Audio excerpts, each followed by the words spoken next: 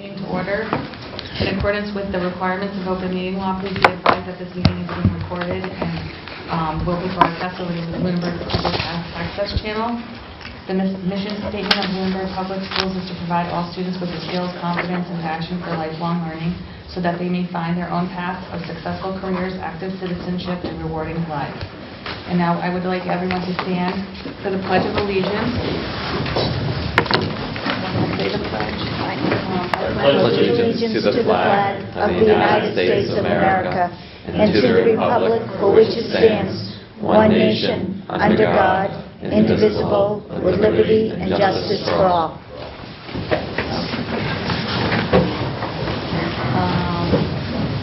We're just going to go right into the presentation. So, the kinship care presentation. Right to that table. On my seat.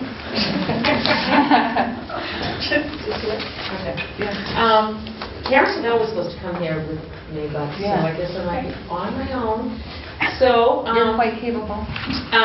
For those of you who don't know me, I'm Patty McCarthy Gillette, coordinator for Lunenburg School Services, Coordinated Family and Community Engagement Program. It's a mouthful. It took me 23 years to get that down. Karen Sabell, myself, and Amy Reboyne will be starting our Care and Kinship Support Group on Monday.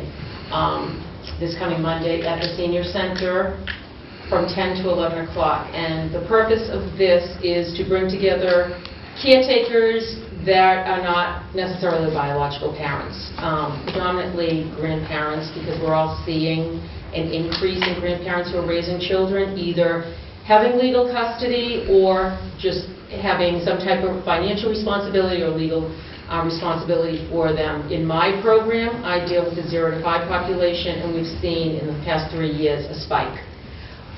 They don't know what to do because they're in a whole different generation of parenting. They don't know the legal aspects of what they can do, what they can't do in the school system. Karen's seeing more at the school system at the primary school. Amy's seeing some at the middle school. So we thought it would be great, because this is now becoming a national phenomenon, that people are doing this. More support groups are coming up. So we decided to start it in Lunenburg. I've had 3 phone calls in the past few days saying that I have people that definitely need this. Karen's been getting phone calls. Amy's been getting phone calls. So we're anticipating a good group.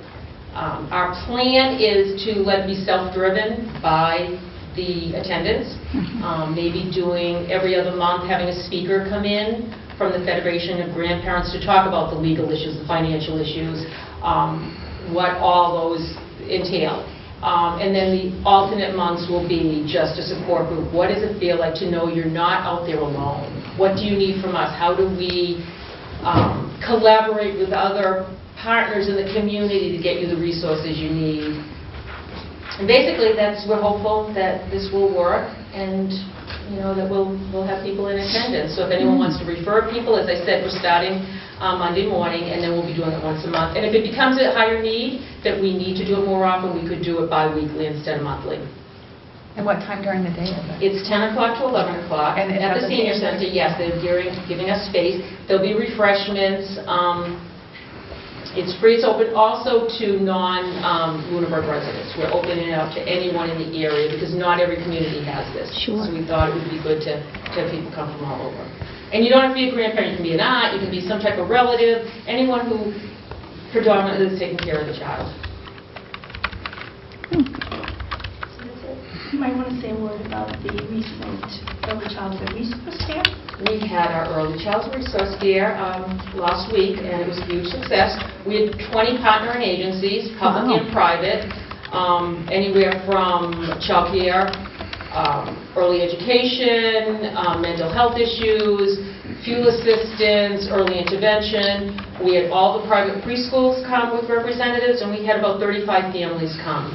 So they got to see the primary school, they got to get the resources, talk to people about what it's like, what's needed to get ready to start school, what it's like to find childcare, preschools, what to look for, and people, it seemed to go really well.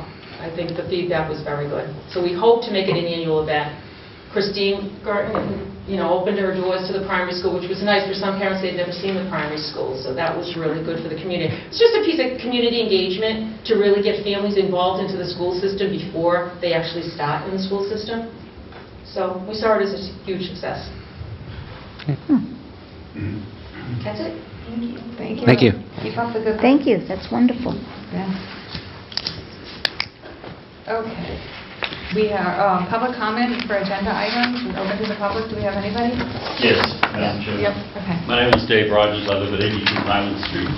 And the question I have is after or during the superintendent's presentation of the budget, will we have an opportunity to ask questions and to discuss the budget? That is going to be at the next meeting. Okay, so We're the going to have answer's no. that, not today, but because it's just a presentation, but at the next meeting, we're going to have a Q&A for Okay. the budget. All right. Okay? Before I say what I would like to say, I appreciate the inclusion of the Pledge of Allegiance to the flag. Last evening, I attended the Board of Selectmen's meeting where the town manager presented the town budget, so-called, based upon that which she had at her disposal. And it showed a $4 million shortfall after the 5th year. And there were some exponential increases, as you can imagine. And the message that I would like to give in anticipation of tonight's presentation is sustainability. I mean, a budget really isn't any good unless it's sustainable. And clearly, a $4 million increase over 5 years is not sustainable in my mind. So I think it's incumbent upon all of us to go in with reasonable expectations and realizing that we can't spend what we don't have. I would be remiss if I didn't say that I disagree with the 5-year budget proposal as it pertains to the school. And I understand that it's good planning right now, but this is such a moving target that it's, I don't know how you budget for 2 or 3 years, to be very frank with you. So I think that, it's good, and I understand it on one hand, but if you don't have the wherewithal and you don't know where the money will be coming from, and we hear all kinds of things from the state and federal government, it's really kind of an exercise in futility. And I had wished that it would have been something completely different, and that the town manager would have said to all of the department heads, this is what we have, this is what we anticipate, and we work towards that. But that's not the case. The demographics of this town are such that we're getting older, thank God, and it's getting more and more difficult for these seniors to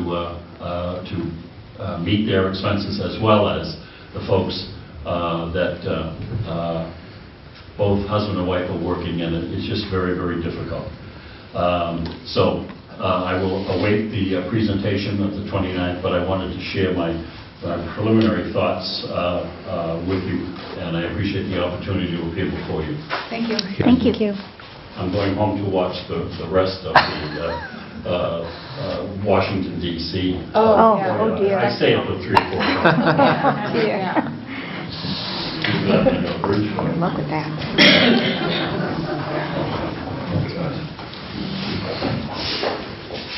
Okay. We have warrants on the table to approve. And do you have line items? for me? No line No? items. Okay. And we have minutes to approve. Did everyone take a look at those? Yes, yes. Did. Okay. I move to accept Okay. the regular session meeting minutes from January 8th. Second. All in favor? Aye. Okay. Superintendent's report. Sorry, I kind of jumped on your question there. So I just want to highlight again the kinship caregivers program that we're initiating, that this is a result of the work of the Behavioral Health Advisory Council. And again, we're hosting the first kinship caregivers meeting January 27th from 10 to 11 at Schoolhouse. And again, the purpose of this group is to provide a network of support and resources to those raising children and their extended families. And I want to acknowledge and thank Karen Savell, Patty McCarthy-Gillette, and Amy Leborn for spearheading this project. Once again, school registrations, all school registrations will be in February this year. We will be holding registration for pre-kindergarten, kindergarten, the 2020 Summer Extended Day Camp Program, the 2020-2021 Extended Day Before and After School, and the Early Learning Center. More information will follow relative to specific times, dates, additional information, and registration forms for all of those programs will be available on the district website February 1st. And lastly, the 5-year financial forecast. The town manager presented the 5-year financial forecast to the Board of Selectmen last evening. She will present again to the Finance Committee this Thursday evening, January 23rd at 6 p.m. at Town Hall. She had asked that I, along with Mr. Cassidy, attend to respond to any questions related to the schools, because for the first time, a 5-year staffing plan had been incorporated into the 5-year financial forecast. We've also been asked to attend the Board of Selectmen meeting next Tuesday, January 28th at 7 p.m. at Town Hall, where there will be a question and answer period on that 5-year forecast. So we will also be present there to answer questions as well. And that's what I have for you. Okay, so our new business is the Seal of Biliteracy presentation by the foreign language. Are we doing student applicant? What? We're doing student report. It's not there. Oh, it is there? It is. Student rep- Oh, we got to do the student rep report, sorry. Oh, yes, go ahead. Go I'll ahead. start setting up. No, Do you want yeah, to that's perfect. present? Yeah, that's perfect. While I set up? Yeah. Sure. Okay. So over the winter break, we had a homework-free break with most classes, some exceptions being AP, and that went successfully. Students felt relaxed because of it. The winter sports are fully involved at this point. Games have been going in all the sports, and I think the track is almost even winding down at this point. The class plays have now started. The 3 upper classes, sophomores, juniors, and seniors, will each be performing a play on the 12th and 13th of February. The sophomores are doing Juliet and some guy named Romeo. The juniors will be doing Dystopia, the Hungry Maze Game of Divergent Death. And the seniors... It's a hard time not to laugh as we're performing it. And the seniors will be doing a play called Superheroes. This year, the Student Council had attempted to put on Mr. LHS, but unfortunately there was not enough support for it, so it will not run this year. Coming up in March, 6 students will be attending the Massachusetts Association of Student Council Conference in Hyannis, Massachusetts. The NHS, the National Honor Society, they need to have their first 13 hours by the end of the month, and they're trying to plan a food packing event with Kylie's Care Kits. And lastly, LHS students went to the 2nd Science Olympiad on January 9th. Thank you. Are you ready, Ms. Beardmore? Okay. I'm Jessica Beardmore, French teacher at Lunenburg High School. Peggy Proctor is also here, Spanish teacher and department head at Lunenburg High School, as well as Lynn Radford, Spanish teacher from the high school as well. You'll notice all the teachers of the foreign language department, all their names are on this because we've been working on this together and collaborating. Helping them help with, we all have to be on the same page, in other words, in order for this to happen. In thinking about this presentation, I had decided at the last minute it would make more sense to go straight to the why do we want to do the Seal of Biliteracy, then we'll come back to these other ones in a second. Why do the Seal of Biliteracy? By the way, the Seal of Biliteracy is literally either a sticker that gets affixed to a diploma by the state of Massachusetts, which certifies that a student is literate in 2 languages. Presumably English and a foreign language, but it could be English and a language that they've had at home. So this is something that is actually offered by the state of Massachusetts, and this is its 3rd year of existence. Why do we want to do this? To reward achievement in 2 languages. There are a lot of students that opt to further their education in a way that is, optional. They don't have to do this. The Lunenburg High School only requires 2 years for as a graduation requirement, and there are students that take it 5 if you include 8th grade. So this is to reward those efforts. It's also to promote the study of languages beyond the 2nd year. And also to recognize and value the first language of our English language learners, as well as their mastery of English. So they also have to achieve the same results on their MCAS as well as an approved exam in their which would probably be their first language. It's a little confusing because for foreign language students, their first language is English and their second language is the one they're learning at school. An English language learner has a language they speak at home, and then they've acquired English over the years. So it gets a little bit confusing, and I apologize if it's not entirely clear. And this has been happening all over the country. This started in California in 2011, and it is now in 36 states across the country. And Massachusetts just joined 3 years ago, as I said. So I just want to go back because you kind of have to understand proficiency a little bit in order to understand what I'm going to share with you.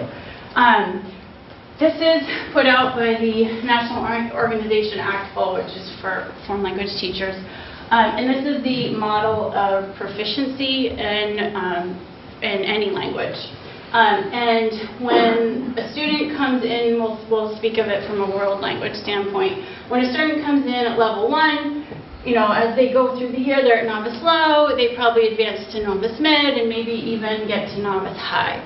In year 2, they might advance through novice high to intermediate low. And then it gets a little dicey in the middle. You can assume that after 150 contact hours in a foreign language or any language that a student will advance to the next proficiency level. But to be honest, proficiency isn't linear, so that's just kind of a rule of thumb. The state of Massachusetts has decided that a level at which students demonstrate biliteracy is intermediate high by the time they graduate. Just as a point of reference, when a student goes to college to become a foreign language teacher, when they graduate, in order to get to pass their requirements of their university, oftentimes it's only advanced low. So getting intermediate high in a high school program is extremely impressive. It's something that we should reward and value.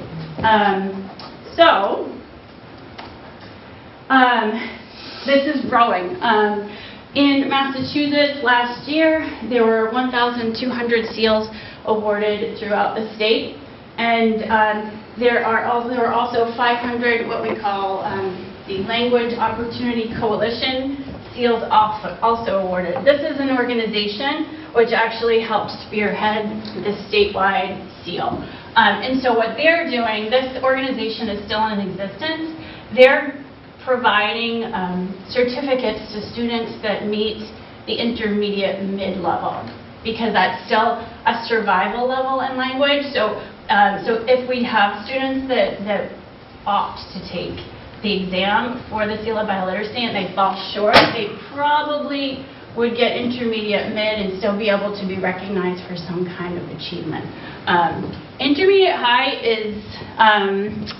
is very impressive. If you're familiar with AP exams, they're on a scale of 1 to 5. A 3 is often considered intermediate mid. A 4 is often intermediate high, and then a 5 on the AP exam is an advanced low. that's just a rule of thumb, again, not scientific, but that's the correlation that we've seen over time. Correct, Mrs. Proctor? Yes? Correct. This is from last year, this map. There are 83 districts across the state. I am in contact with the new position of the world language. He's the head of world language coordinator. I have his exact title. I will find it for you. But he's basically certifying schools to participate in the CL, and he has said they're up to 120 schools this year. So this is really, really growing. So some things that have come about because of these initiatives. This also, by the way, was instituted as part of the Look Act, which had to do with English language programs, etc.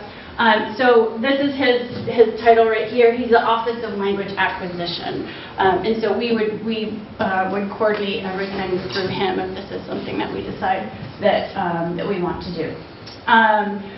Also, the frameworks are going to be updated, which is something that we need to keep in mind.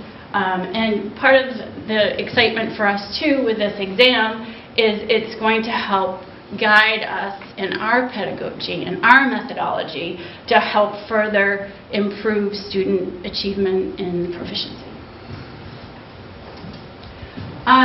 There is an increased demand for students to speak another language. And I'm not going to go through all this. You have this presentation. I don't want to. You have a lot to do this evening.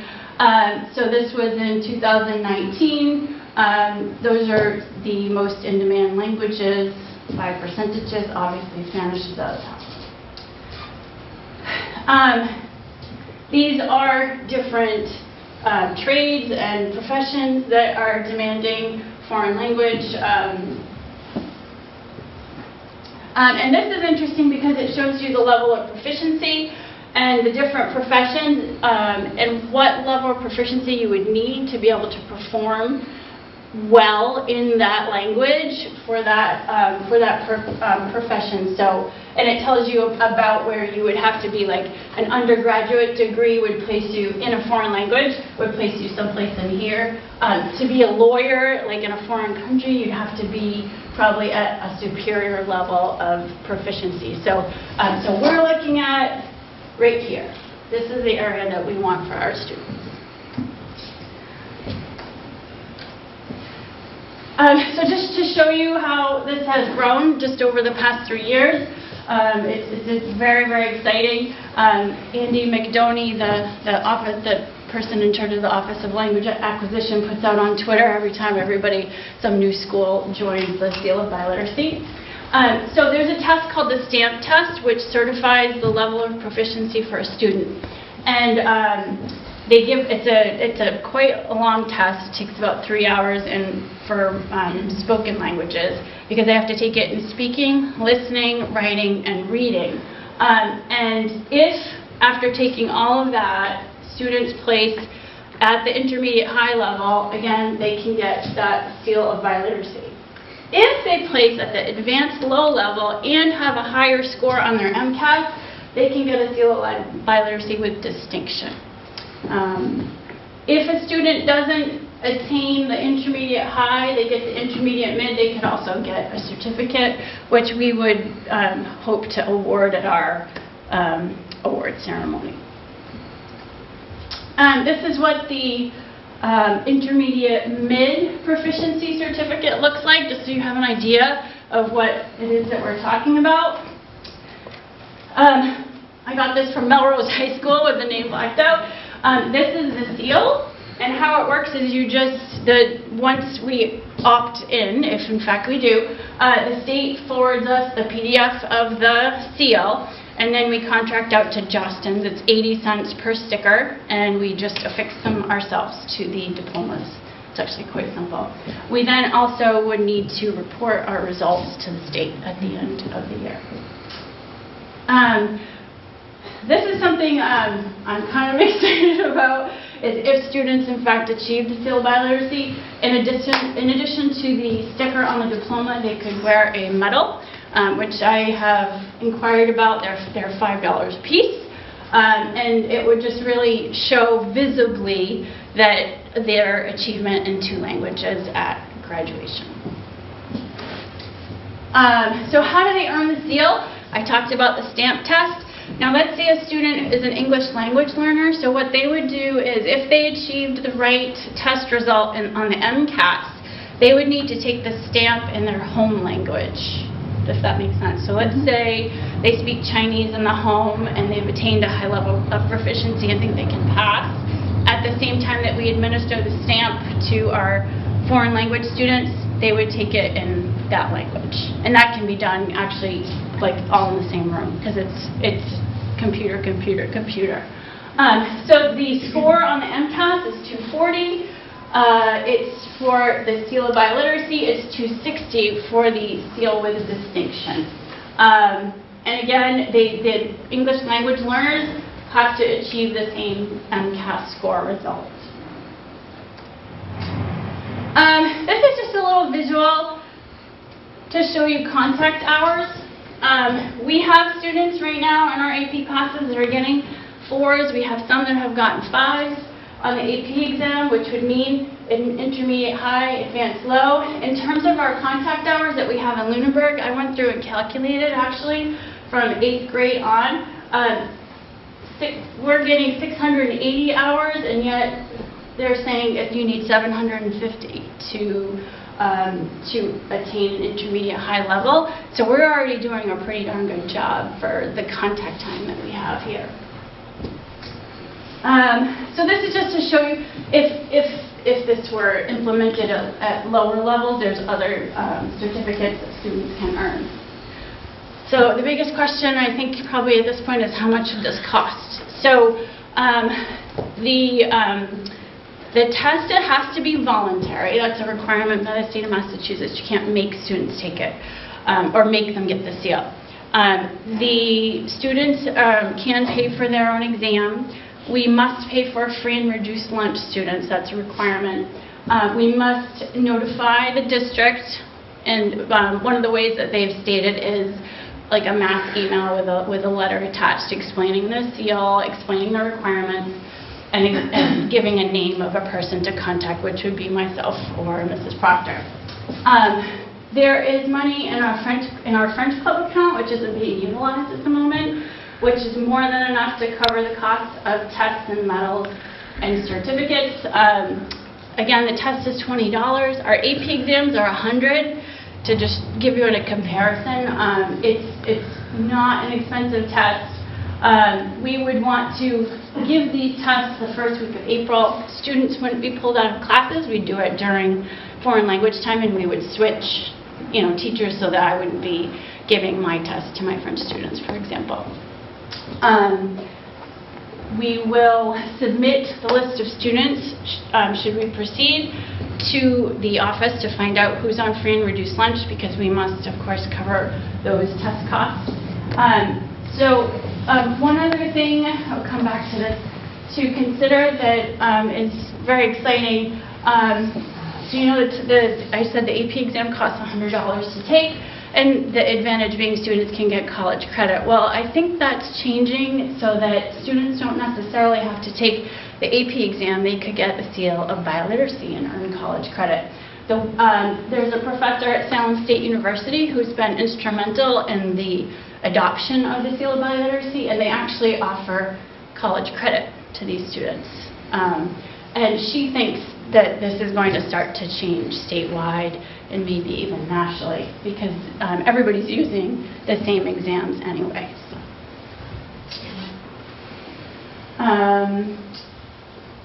So going forward, we've already done all this.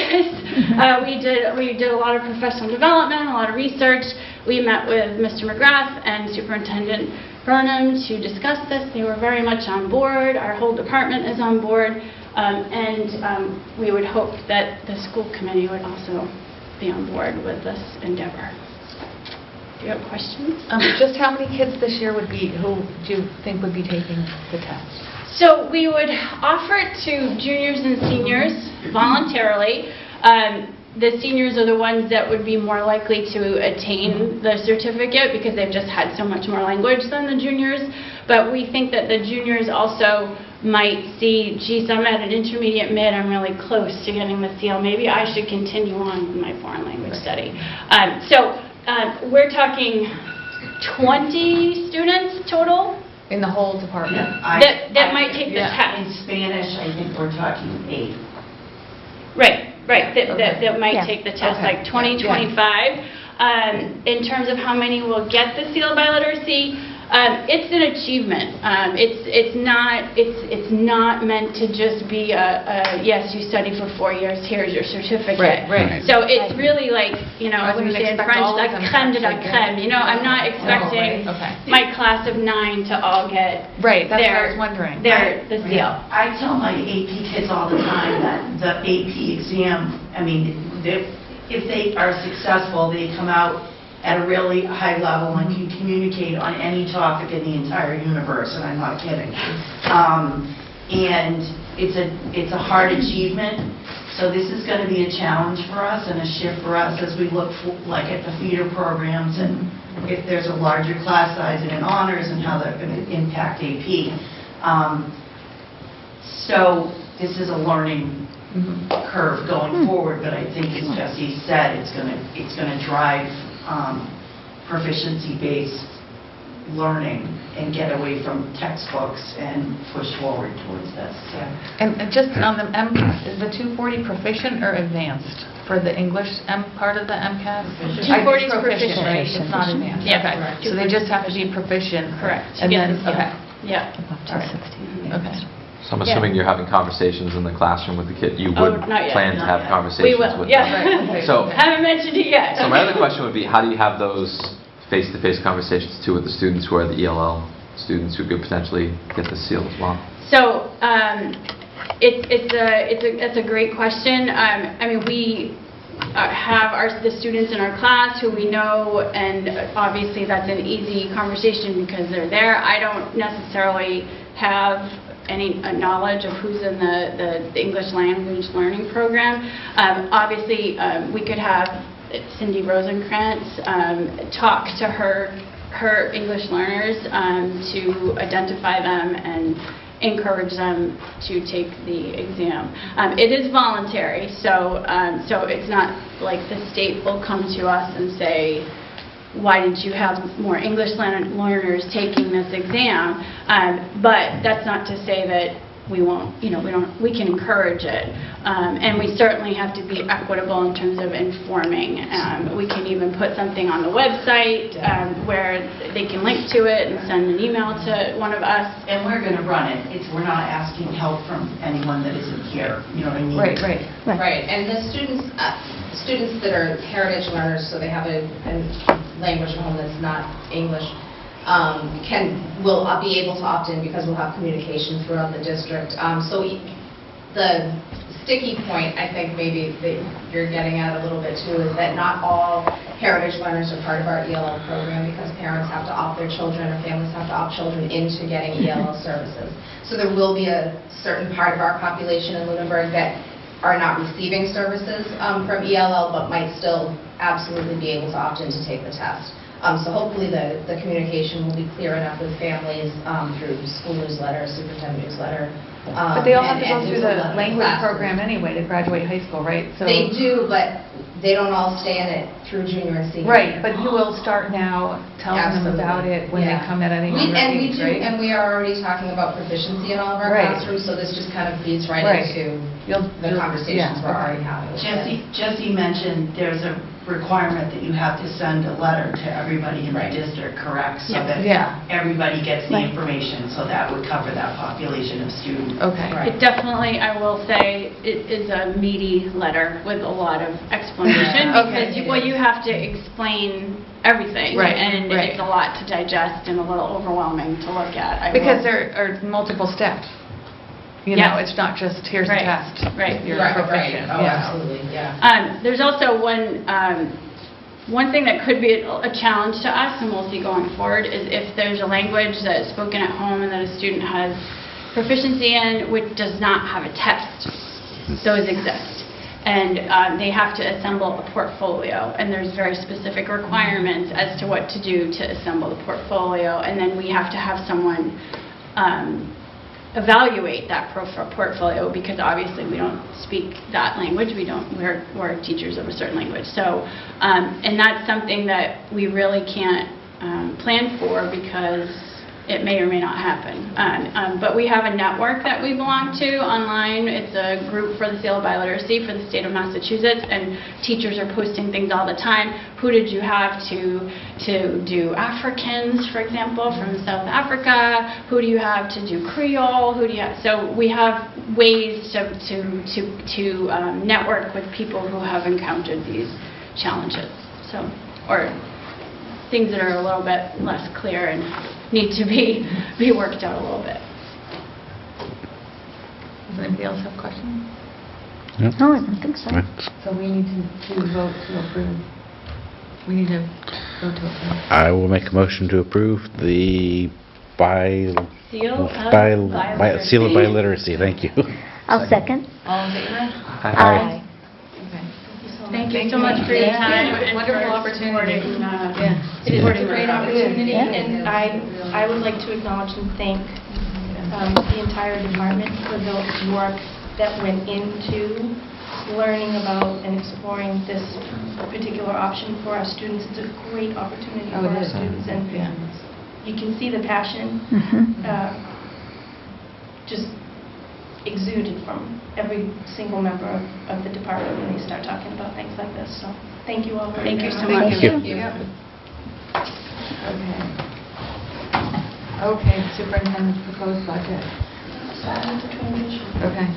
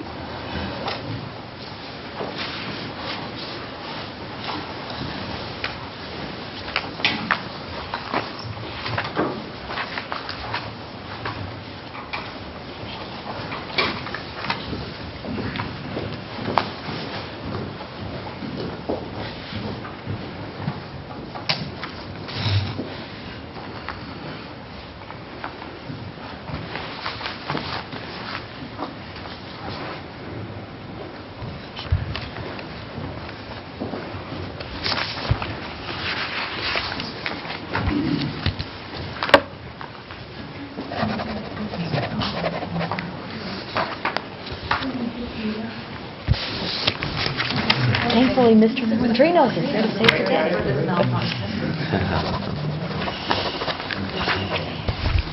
we go. All right. Can I make it through one pile? No. I don't think I can. Dear. We can do one at a time, maybe. I wanted it done.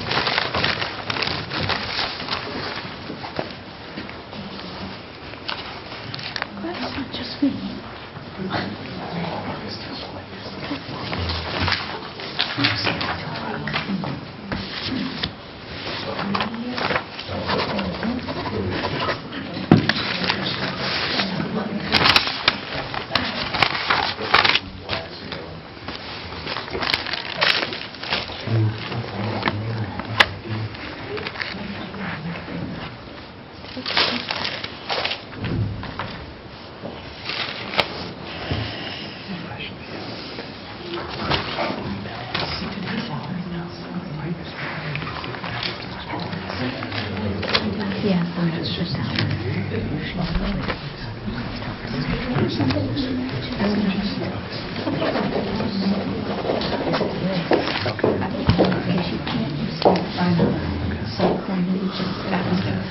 Hi.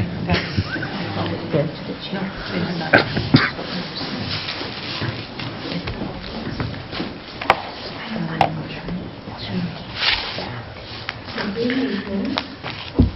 We have the first iteration of the budget for FY21 present to you this evening. Wait, you said first generation? First iteration. Iterate, okay, I was going to say We know that generation. it's going to go through Yeah, some okay. adjustments over the next 2-ish months as figures become known. So as we approach the development of this budget, we kept the mission of the Lunenburg Public Schools in mind. Our mission is to provide all students with the skills, confidence, and passion for lifelong learning so that they may find their own paths to successful careers, active citizenship, and rewarding lives. And we also kept the vision in mind, that the Lunenburg Public Schools is committed to becoming a leader in education by focusing on its own values of attending to the personal well-being of its students, providing high-quality curricula and student-centered instruction for deeper learning at all levels, and promoting the development of attributes and skills necessary for continuous learning for all. We also kept in mind the objectives from the strategy for continuous improvement in these key areas: transforming teaching and learning, cultivating climate and culture, communication and operations, and equity, access, opportunity, and achievement for all students. At the symposium in October, we presented some data that I think is relevant to review to provide some context. In the last 10 years, we've seen state mandates that have placed increased demand relative to data reporting, end-of-year financial reporting, increased data collection and reporting for our grants. We've seen an increase around security needs. We've also seen changes to the ELA, math, science, social studies, history, and WIDA, which is our second language learning curriculum. All of those standards have been reworked at the state level over the last 10 years. Additionally, we've seen the transition to computer-based testing for both the access test, that's the test for our second language learners, and the MCAS test for our students. We've also seen a new educator evaluation system come in. There's a new accountability system in place. We've seen increased demands around tracking and reporting for Medicare reimbursement. And additionally, we know that the Student Opportunity Act has passed, and along with it, a new requirement. Every district has to present a 3-year plan as to how we will use the funds through this legislation to target our underperforming, our lowest performing students.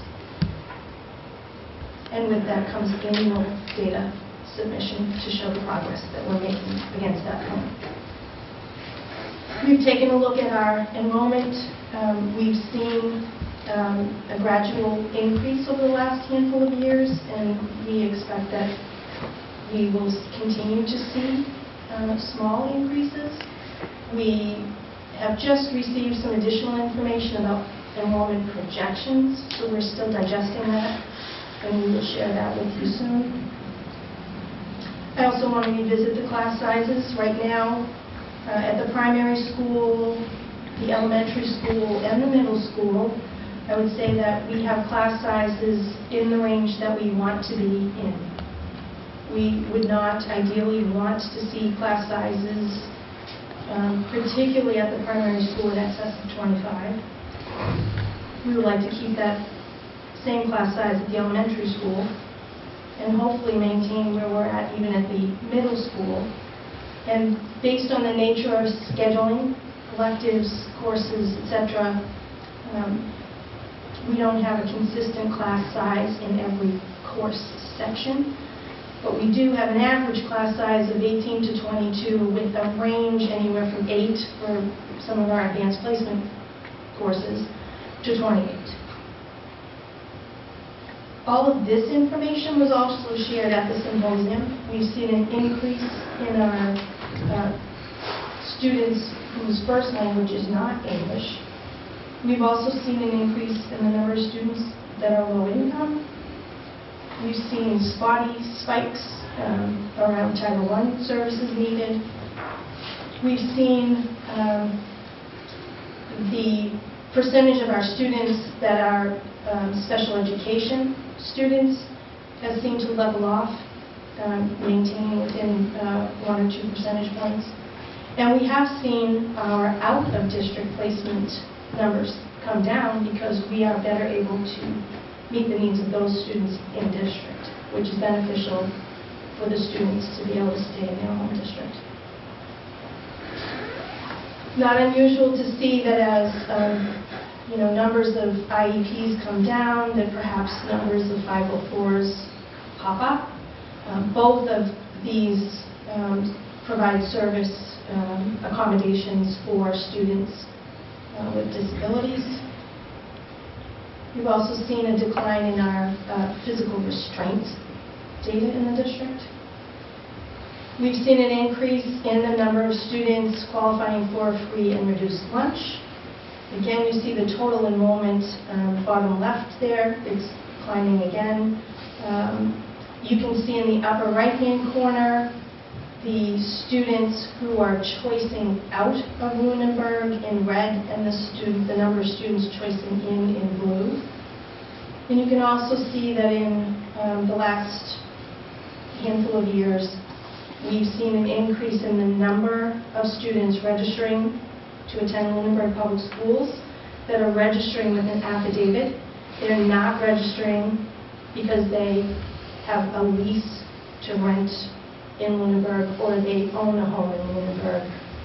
They are moving in with individuals who own a home in Lunenburg. And again, I'll just reference the accountability summary for our MCAS performance last year. Overall, the district is in a good place. We are classified as not requiring assistance or intervention, and each of our schools is also classified in that way. As a district, we have made substantial progress, and our schools, our elementary and middle school have made moderate progress, and the high school also has made substantial progress. But we know that we can do better for the high needs population, again, with the exception of the high school only making moderate progress. Additionally, the accountability percentiles, the middle school and the high school, their percentile puts them in the top third, whereas right now the elementary school is right at the top of the bottom third. So we know we have work to do there. So the proposed budget for FY21. So the process is very similar to the process we engaged in last year. Through August and September, the district leadership team worked to develop the strategy for continuous improvement and align school improvement plan goals, administrator and teacher evaluation goals to that strategy. In October, the instructional leadership team began to develop a 5-year staffing plan that would support student needs and execute the strategy for continuous improvement. Department leaders and building administrators developed their budget requests focused on highest impact on teaching and learning in alignment with the strategy objectives.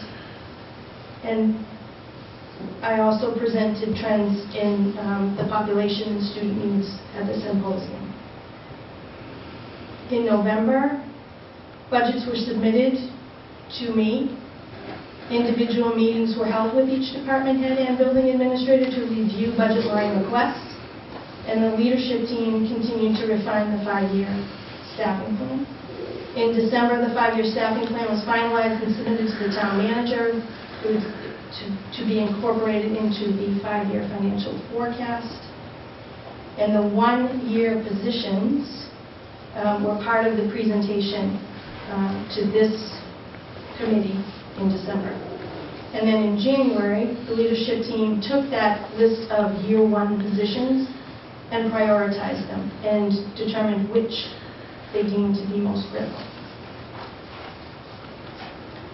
So the budget priorities were to develop a budget that meets student needs and aligns with the strategy for continuous improvement objectives.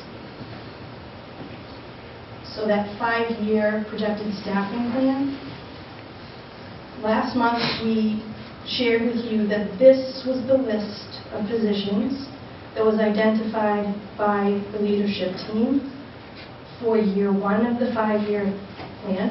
That would be next year, FY21.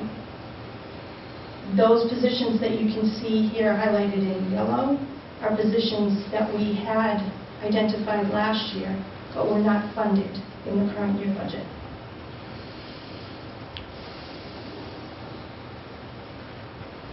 These are the actual positions that we're proposing be funded in the FY21 budget. A special education teacher for the transitions program at Turkey Hill Elementary. An assistant principal at the Lunenburg Primary School, Turkey Hill Elementary School. We currently have 1 assistant principal split between the 2. If we were to hire an assistant principal, that would mean that there would be an assistant principal 5 days a week in both buildings. An additional psychologist. Currently, we have 1 psychologist split between the primary school and the Turkey Hill. By hiring another psychologist, again, we would have a psychologist in each building 5 days a week. We're looking to, in the local budget, restore the stipend that was cut from the budget last year. So we're looking to restore the building leadership teams at all of the schools. And we're also looking to create a position for an auditorium control booth operator. This would be a self-funded position. When the auditorium is rented, if the control booth is needed, currently it's our IT staff that end up on overtime hours manning that control booth. If we had somebody who was trained when that facility was rented and that kind of support was needed, that individual would come in and operate the control booth. And again, it would be funded through the fee, the facility fee. So when we take a look at those positions that we just listed, and really in terms of positions, if you take the control booth operator out, and you take the restoration of the stipend out, we're talking about really 3 positions. The assistant principal, the psychologist, and the special education teacher. All 3 of those positions really are critical to support the students, particularly those students who have the need for behavioral supports. This would create a stable team in each building 5 days a week to support the children in a manner that they need. In so doing, you're also then supporting the teachers and the classroom that those children might otherwise have a negative impact on if they were not supported. All 3 of those positions actually support all 4 objective areas in the strategic plan for continuous improvement.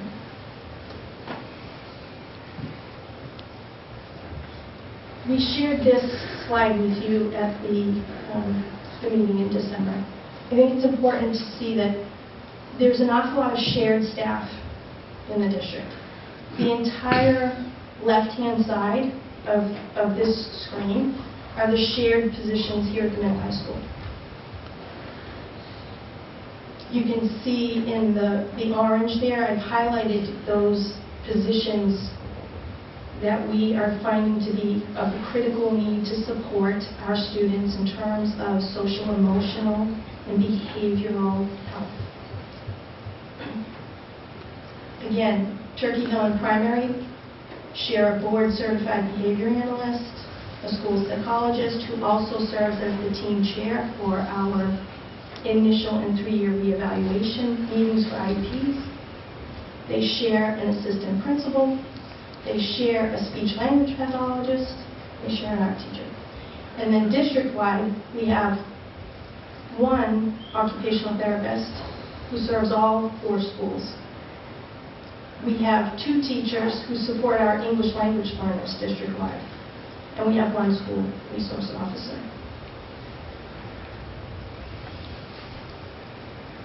So, there was a long list of positions on that year 1 of the 5-year plan. And I just told you that essentially a total of 5, if you include the building leadership team stipend and the auditorium control booth operator. 5 of that entire list are in the local budget for FY21 that's being proposed for you this evening. On this list, all of these positions would not be funded. Highlighted are the reading teachers at the primary school and the elementary school. We would look to fund those positions 100% with Title I funds. We're hoping that the allocations we get and any carryover funds that we might have from this year's grant will cover that cost. These were the leadership staff positions that were on that original 1-year list. Department heads is a stipend. A dean of students for the high school, again, is a stipend.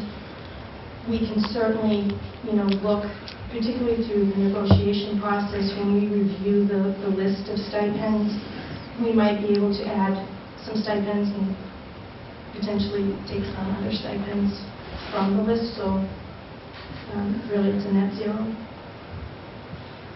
We're hopeful that we might be able to fund the Director of Extended Learning Programs with funds not from the local budget.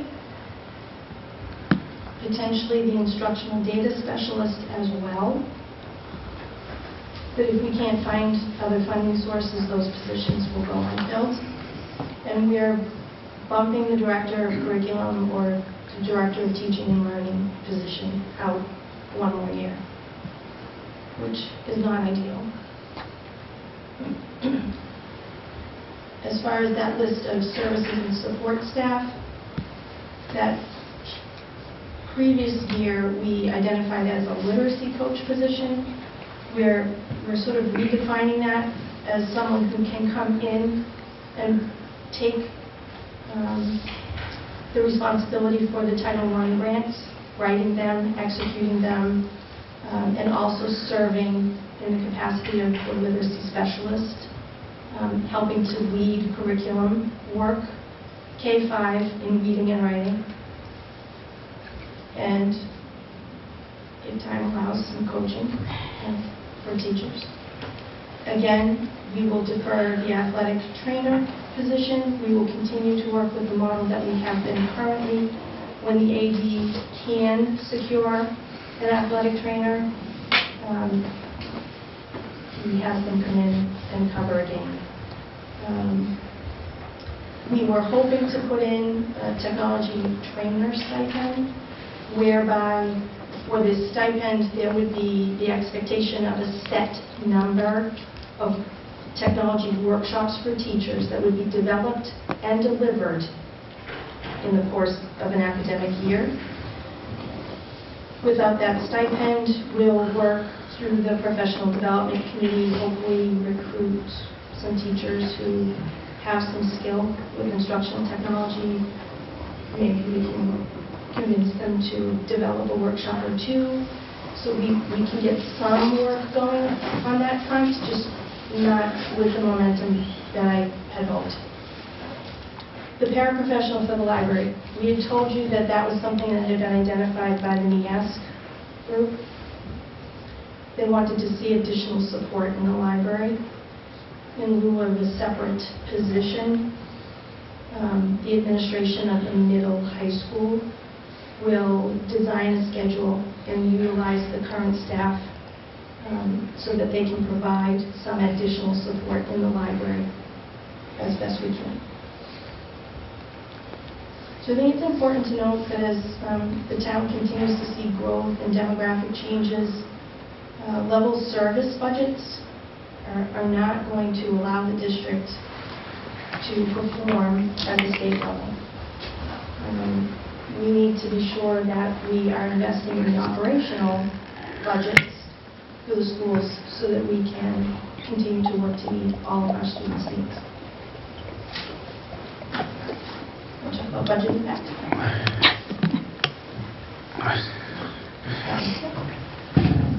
So going back to the previous slide, I think it's important to recognize that the town has supported the school department over the last few years. We did get a 3% increase, but they have the unique opportunity to fund some of our new positions that we're proposing tonight in this budget.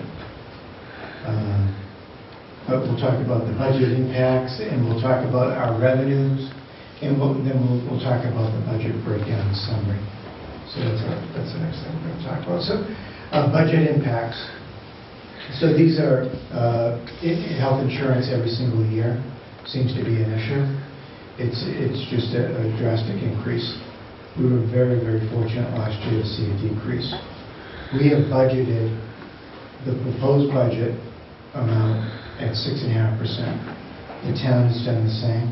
It's kind of a number that we're placing in both of our proposed budgets. That amount will be more clear toward the end of February. And I know there's a meeting somewhere at that point, and we're hoping to adjust the budget at that time. We're in the middle of contract negotiations with 4 bargaining groups, and they all expire June 30th. So we really don't know what the impact of those contracts are right now. We also have a few employees on individual contracts that are up for renewal. So to address those I increased the health insurance budget, and we'll talk about that in a minute. So I've made an adjustment in the budget for the health insurance. But for the bargaining unit contracts and the individual contracts, there's a line item in the budget called the salary reserve, and I set aside some money to adjust those salaries. So we'll get. I'll try to explain what I did when we get some of these slides. So revenues. Things are looking good for the revenues. Our federal and state grants are expecting to be level funded. We're not hearing about any decreases in any of our grants at this time. Our circuit breaker is expecting level service funding. There's a possibility of getting some extra funding under the Student Opportunity Act, but that remains to be seen. And Chapter 70. Unfortunately, the governor is releasing some information about his budget this weekend. I thought he released it today. I thought I saw it online. You saw it online? Yeah. But the breakdowns will start coming over the next couple of days. I thought I saw it on the Massachusetts Association of School Yeah. Committee members will likely send out a message on breakdowns pretty quickly on what each community is going to get.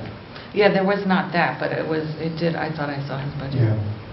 It's clear that the governor is committed to funding the Student Opportunity Act and the money that he set aside for that, despite having budget gaps this year. So he's committed to moving forward on that. So our Chapter 70 funds over the last 4 years, they have increased, and I'm really hoping that we maintain that increase next year. There's another line in here which is the percent of the budget that is supported by Chapter 70 funds. So it seems like over the last few years it's leveled at about 37%. One thing I want you to remember, this number is $7.7 million is what we get in Chapter 70 funds. So when you get that email from the Massachusetts Association of School Committee Members, and there's that breakdown on what every district gets, and you go to Lunenburg, and you look at that number, you got to compare it to that 7.7. That is what we're looking at. It is really unclear what Lunenburg is going to get based upon our demographic, our student demographic. So we're very anxious to find out what that number is going to be. So 7.7, take a look at what we're going to get through that allocation. I'm going to go on the record, I suspect that that number is not going to increase through the budget cycle, through the Senate, and through the House. I think that there's a significant increase in the total amount for education. I just can't see them putting more money into that. So that's just one business manager's opinion. Could we see money returned throughout the year because of, say, circuit breakers, or for students who are going to charter schools? Say that one more time. Would we see funding coming back to the town or the schools during the school year? Say if there's circuit breaker money that we would get back, or if a student decided to go to a charter school, say. Circuit breaker is adjusted during the year based upon student enrollment. So we do see increases and decreases during the year.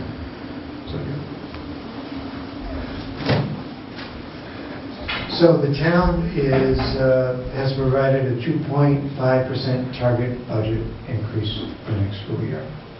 That's what they had proposed last year. So that's another revenue source.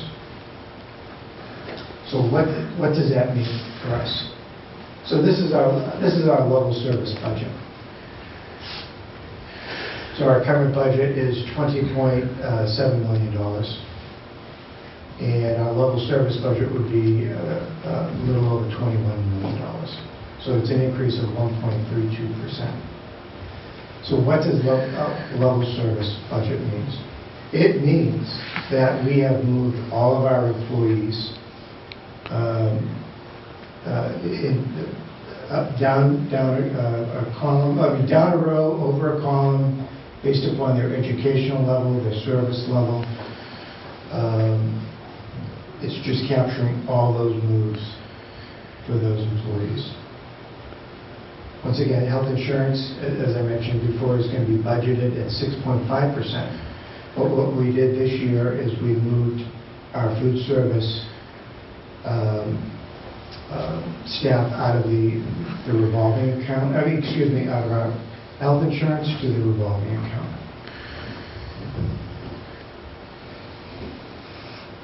Level service budget includes level funding supply accounts, except for our new contracts. So our transportation contract increases is in that level service budget.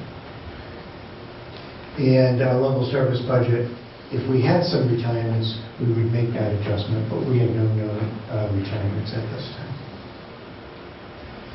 So after our level service budget, we've got $246,000 left. So it seems like a lot of money, but it really isn't in a $21 million budget.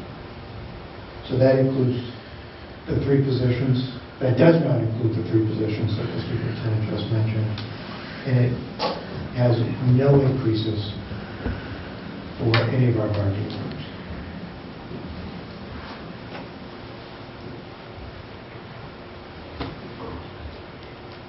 But we're proposing 4%. And that 4% does have an increase to our salary and wages. And and I'll break that, what that increase means.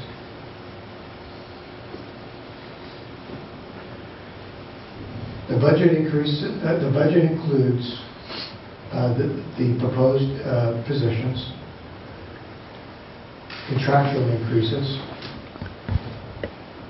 senior and degree advancement, the health insurance, the transportation increase, school-based budgets were slightly increased.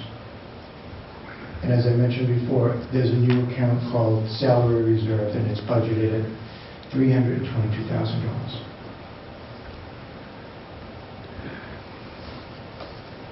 So here's the breakdown.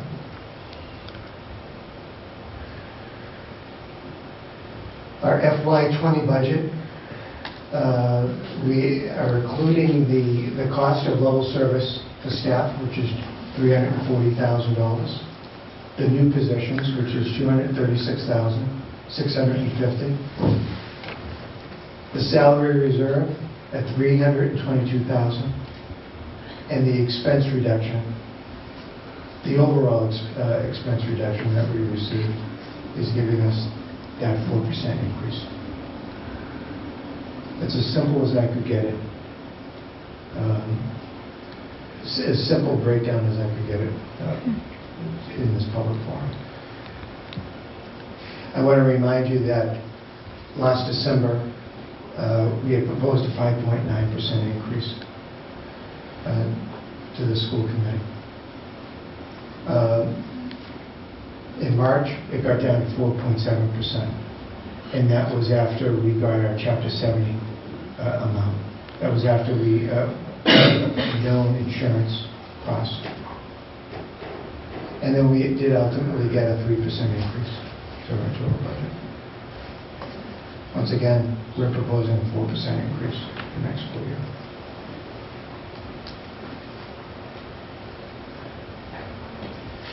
So what if we have to go to the 2.5 targeted budget proposed by the town?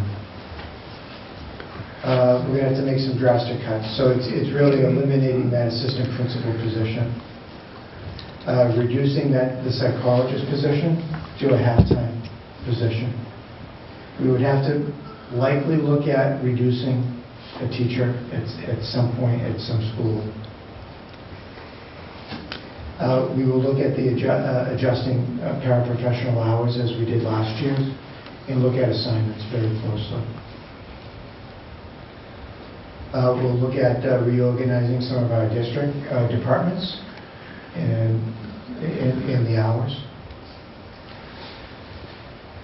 So once we start taking positions off the budget, then I'll have a chance to adjust the health insurance.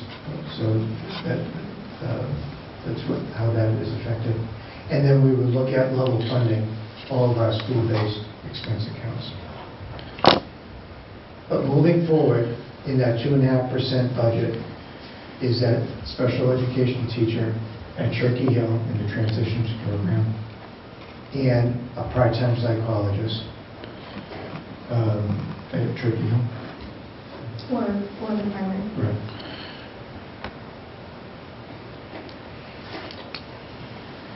So at the symposium, we also, as part of the presentation, discussed a little bit about future needs that we see. So you've heard us say several times that it's a challenge for us because we do not have any truly reliable predictors for enrollment. It's difficult to plan for an increased enrollment when there's nothing that you can truly count on to guide you through that. We know that we're seeing a shift in demographic and we're seeing a different profile of student need that we have to address. We know that field space in town is at a premium. We do not have fields that are diamond fields. Our softball team, our baseball team, they play at Marshall Park. And last year, for the first time, we had to pay a fee for our teams to play at Marshall Park. It would be ideal for us at some point to be able to secure our own fields to have on campus for our teams. program space and office and storage space, that really relates to the unknown with TCP. So at some point, if there's a decision made to move forward with the renovation project at TCP, we're going to have to look at where are we relocating our ACE program, our extended day program, our community links program. Where are we relocating the central offices, being special ed office, business office, food service, IT, the superintendent's office.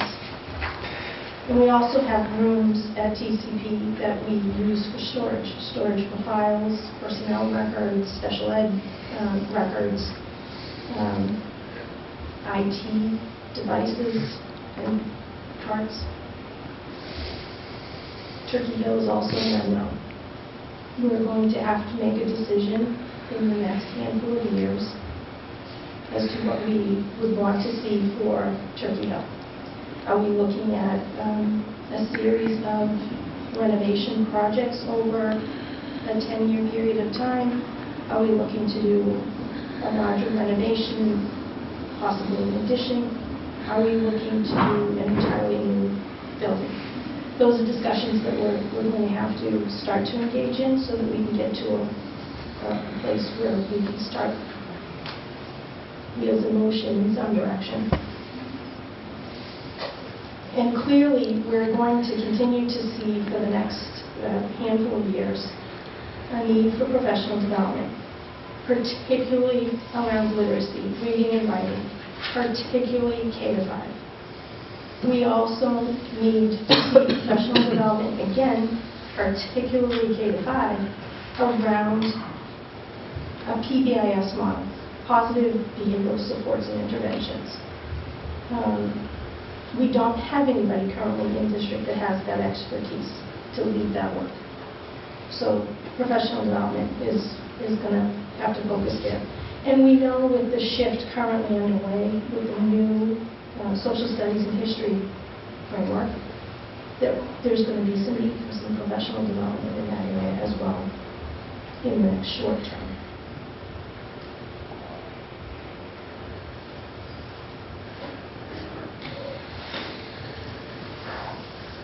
So we can take it. Oh, you want me?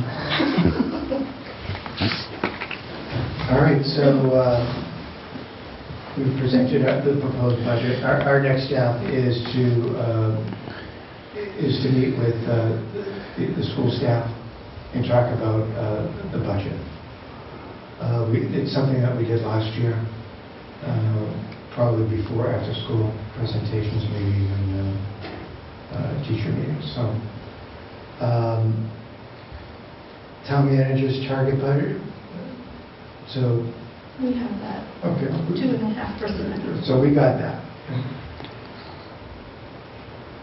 The budget Q&A sessions at the school committee, I believe it's the first third. That will be the next meeting Okay. at Town Hall. Okay. So this is the next step is really the unknown step as far as when you would be approving the budget. We are meeting with the Finance Committee on March 12th. Mm-hmm. We had gotten some feedback from them stating that they wanted some sort of budget approval by the school committee. Wait, in I March? don't think Yeah, we're- they wanted it really early this year. I'm only going Don't to think that advise would- this committee is I don't know. that we may not have all the information for you to make to approve a budget at that time. I say that by March 12th we should. It's just, can that decision be made on or around a meeting, which it doesn't sound like it's very likely.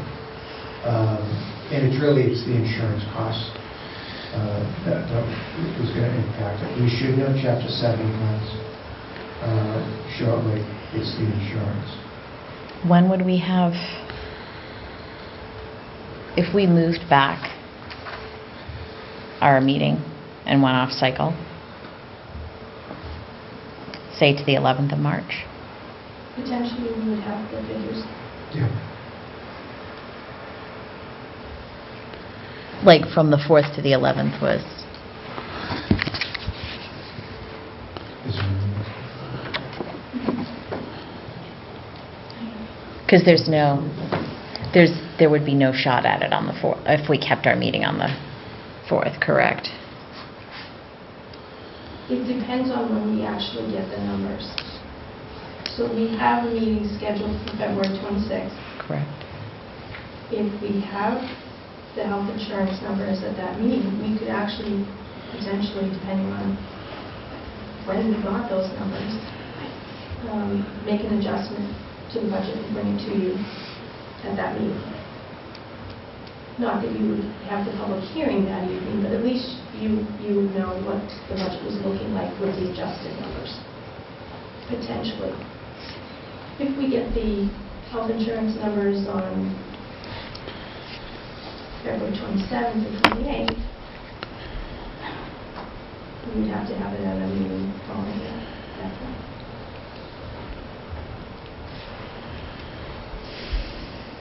What do you guys think? Well, I won't be there at the March 11th meeting. Right, Because I planned around Yeah, I know. the Planned cycle. She planned around our cycle. But if as long as if the 4 of you are there, and I will put input in. When do you leave? That Monday. 9th. The 9th. Well, first, does anyone have any questions in regard to the presentation? Yes, yeah. We're This talking is- I about know. approving I have a lot of questions. Yeah. So, Well, I we were really- going in order of dates, I know, so that's I'm why just I was like, just kind of... Before we even talk Oh, about it. well, there you go. Yeah. Yes. There you go. Yeah.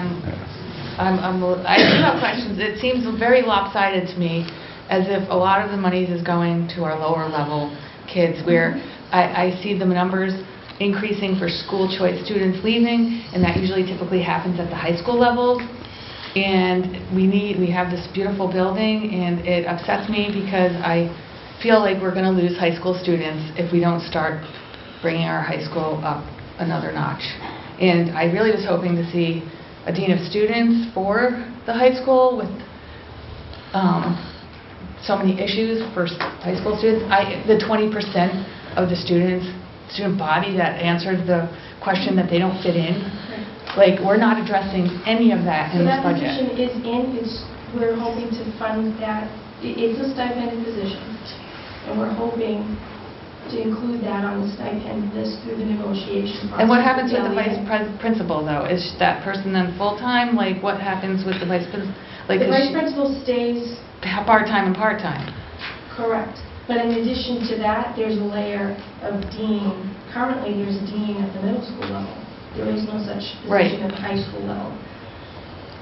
So what, the dean is another Our goal is to teacher that eventually is get to a stipend? place where we have assistant principals in all buildings. Right. Because the demands of the evaluation process alone are such that we really do need to increase our administration. They're wearing many hats right now. It's difficult to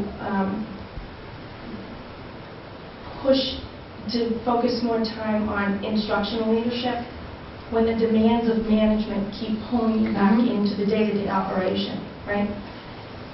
To make that shift, the ultimate vision would be to see a principal and an assistant principal in every building.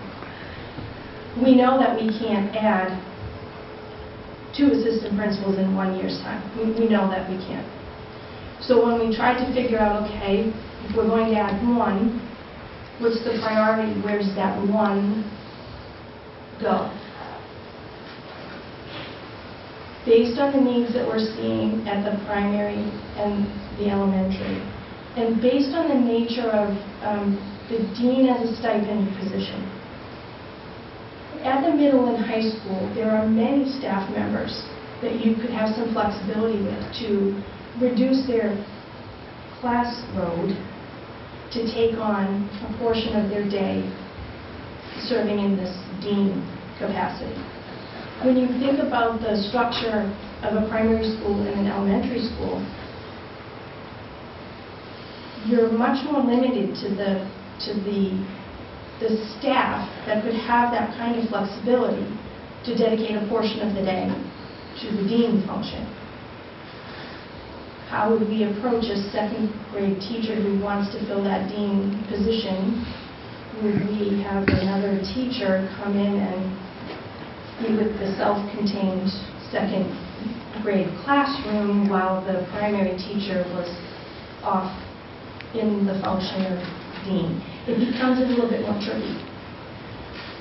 So that's why our initial thinking was, let's get an assistant principal at the primary and one at the Turkey Hill, and provide additional assistance at the middle high school by introducing a dean position for the high school, at least at some level of additional support to address disciplinary issues, investigations, and all that.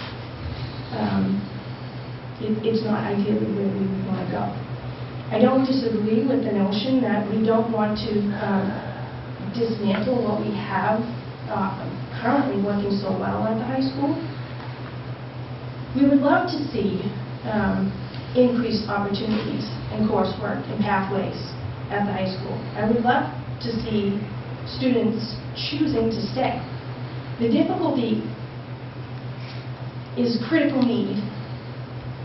And with very limited resources, and you have hard choices, do you add additional opportunities for high school students and deny students at the lower grade levels supports that really are critical need to get them on a good pathway where they can access their learning for a lifetime?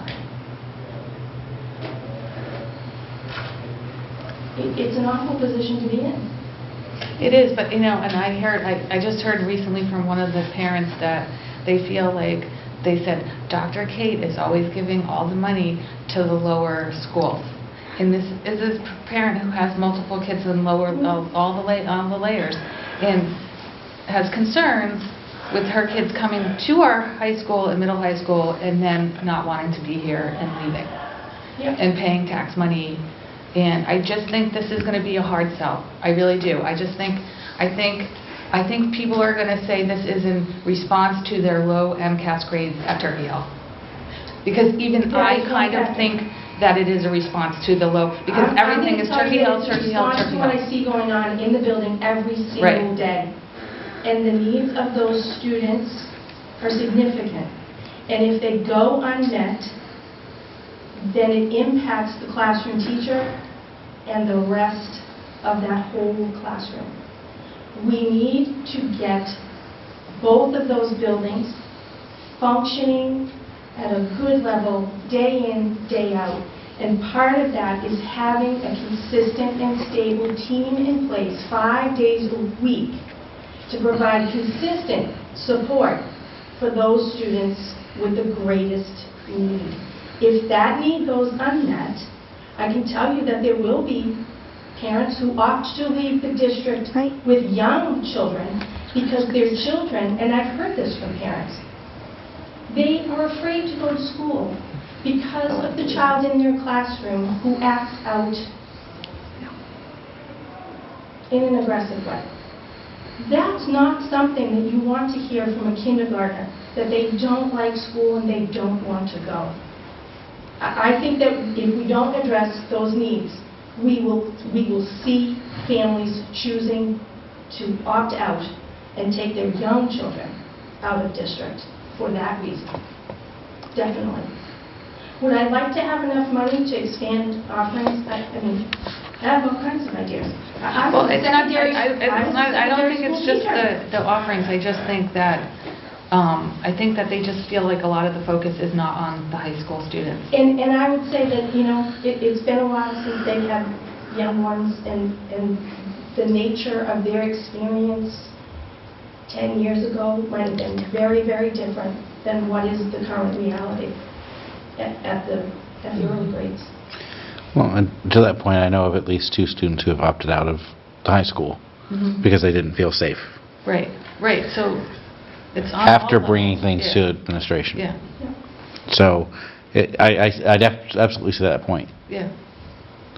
And those survey numbers were startling. Yes, very upsetting.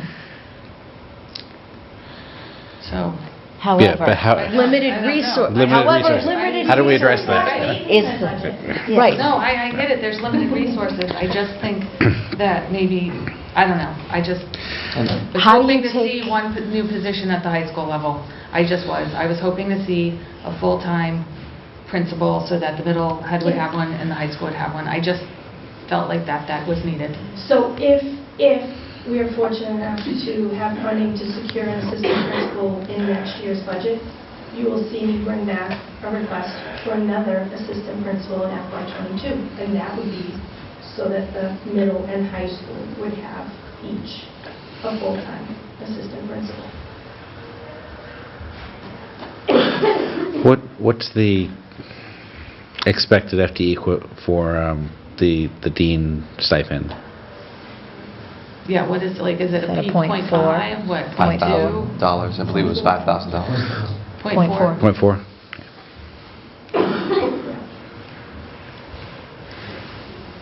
I just wanted to say that it's a very, very difficult decision to make, but in the long run, the kids that are at the elementary school will be high schoolers, and they need to be well-equipped when they get to the high school. And in the short run, the kids at the high school tug at my heartstrings because they're not feeling safe. Right. And that's an issue. And I understand that. I had a child that went through that, and I get that, and that bothers me tremendously. But I know that if we don't do something at the elementary level, it's only going to be worse for those kids as they get older. And it's very difficult. I call this the small school problem, because small schools, there's a small amount of resources, but you still have the breadth of kids that you have to service. So it's very, very difficult. I would love to see another high school position, but I also know the need that exists at the other level. It's a very difficult position to be in. And I think some of the changes that our community has seen in the last handful of years, a lot of that is coming in through the primary school. It's being seen in a most magnified way there.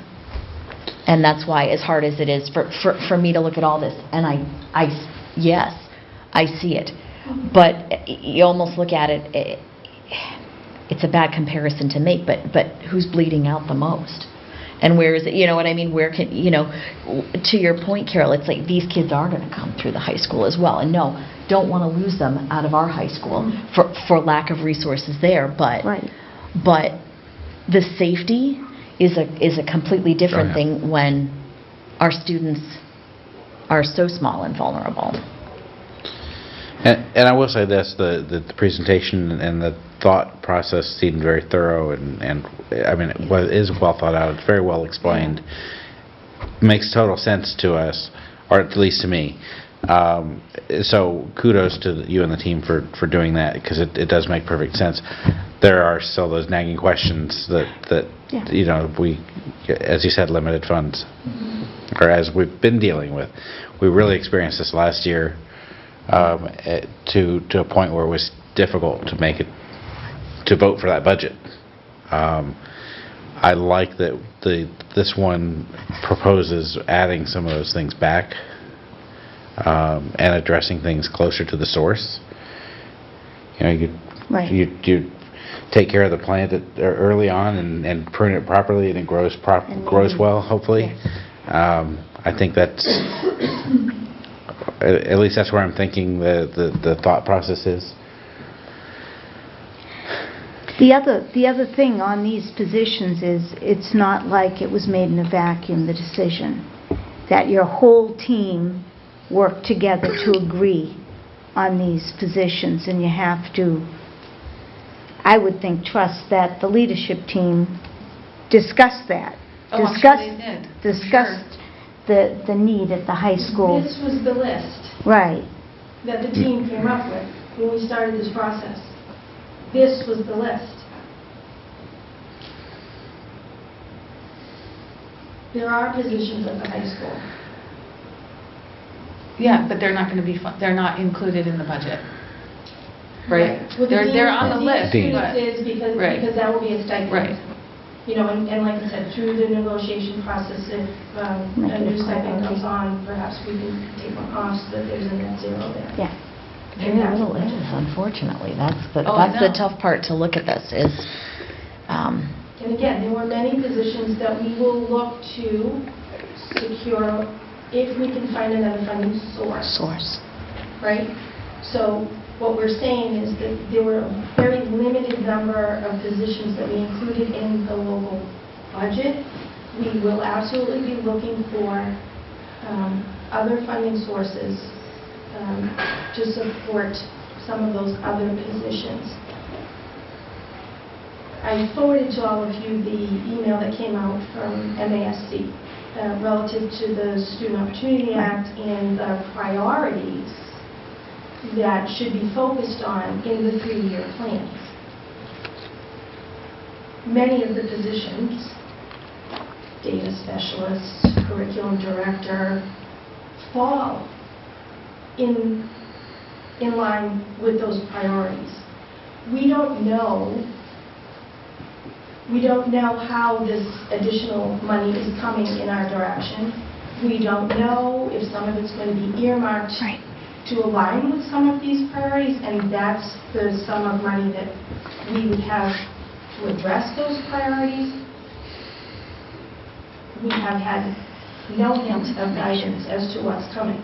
So if some of the monies are coming, let's say in the form of grants, we very well may be able to fund some of those other positions that we will look to find other funding sources. We may be able to fund some of those positions. And if we can, we will. So in the end, we may get more positions funded than those 3. Like a grant writer, maybe. So Who can find the we grants. have conversations, and I think that that's a conversation to bring to the Flat Collaborative, actually. I can tell you that in a previous district aligned with another collaborative, the collaborative hired the grant writer, and all of the member districts had access to the grant writer. As you know, there's a new executive director for the Flat Collaborative, so we'll see. Maybe that's an idea that we might explore. I look forward to seeing how the numbers start coming in. Yeah. We've got some challenges staffing-wise too.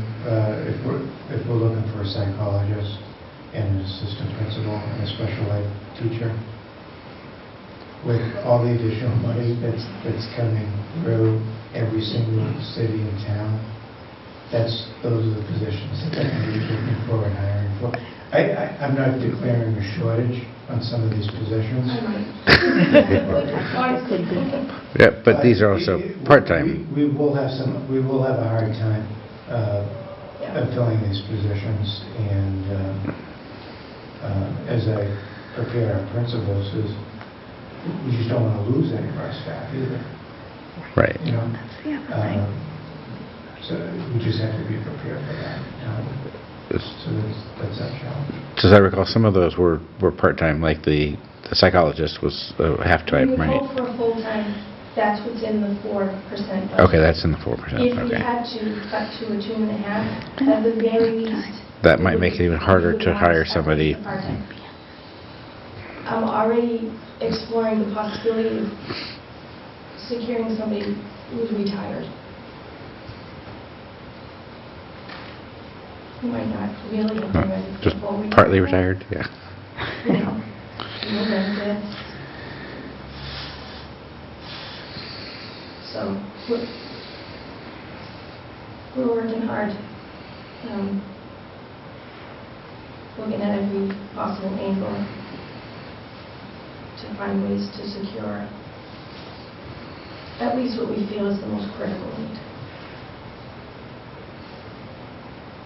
So we're not going to hold back any information once we get information from the state or our associations.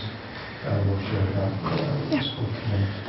If the town manager shares anything with us, we'll make sure we get that out and we'll advise you the best way we can as it relates to what we just proposed. Right. So our next meeting is going to include a Q&A Yep. of the budget For the public. budget and the Yeah. presentation. If you have changes between now and then, will the changes be reflected on the website so that People can, the citizens who may come for Q&A will have the latest information instead of working on outdated information? I mean, we can push it to you and then post it. Yeah. I think that would be Yeah, I think that would helpful. be- Yeah, I think people should absolutely. know. And I this will be look at posted it- tomorrow morning. I look at it this way, it's still proposed. Right. But maybe highlight the changes. If we do get some information that we can make an adjustment, we'll get that out. We'll make a little an update presentation before Yes. we take Before the Q&A? Okay. yeah, that would be a Yeah. good idea. And then... For the deltas. And we'll go from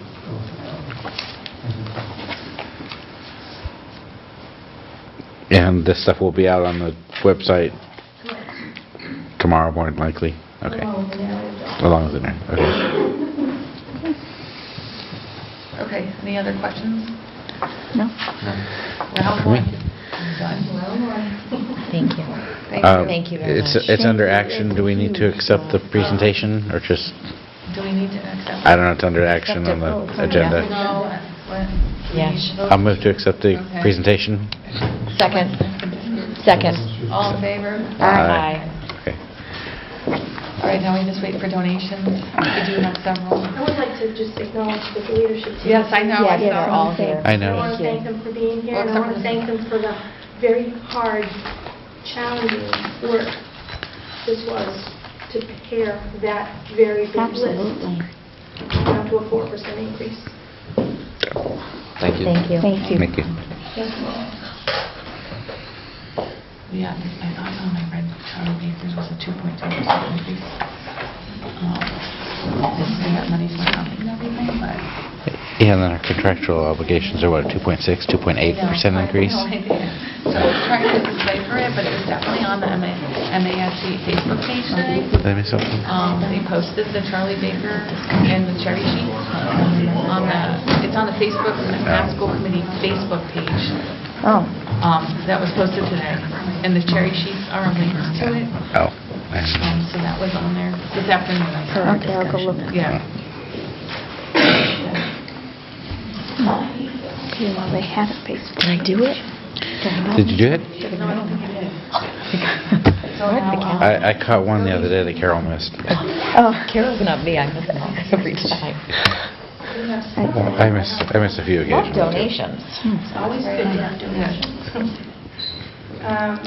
We received $500 from ExxonMobil to be targeted to science at the high school. oh, excellent. We have $601.20 from Box Tops for Education. That is being gifted to the Turkey Hill Elementary School and would be deposited in the gift account. Can I say one super quick thing about that? If the public doesn't realize, they can do their box tops on their phones now. Oh, wow. You take your Really? receipt, you download, yes ma'am, you download Sir? it from. My pronouns are he, Yes, him, everyone and he, uses him, and her. that. So download the app to your phone. You scan just like those cool rewards yeah. things. You scan your receipt. I have found that most weeks personally, I get between 40 and 80 cents. But if you did that every week for a year, because it takes about 20 seconds in total to do everything. Who knew? And there's no cutting and trimming of box tops. Imagine if, a lot of folks in the town did that. What kind of donation? And no counting and boxing and trimming and... So an average of Yeah, that's a $25 whole to other $30 issue. a year in Yeah. one household, very Yeah. conservatively. In lots of households, that Wow. can make a Sure. difference. Why wouldn't you? We should So- put that on the website. I didn't mean to interrupt us, but Facebook you don't make... Oh, the Facebook page, yeah. Yeah, we'll get You a can do the Facebook tutorial. post on that soon. I will, I'll do the tutorial. The tutorial.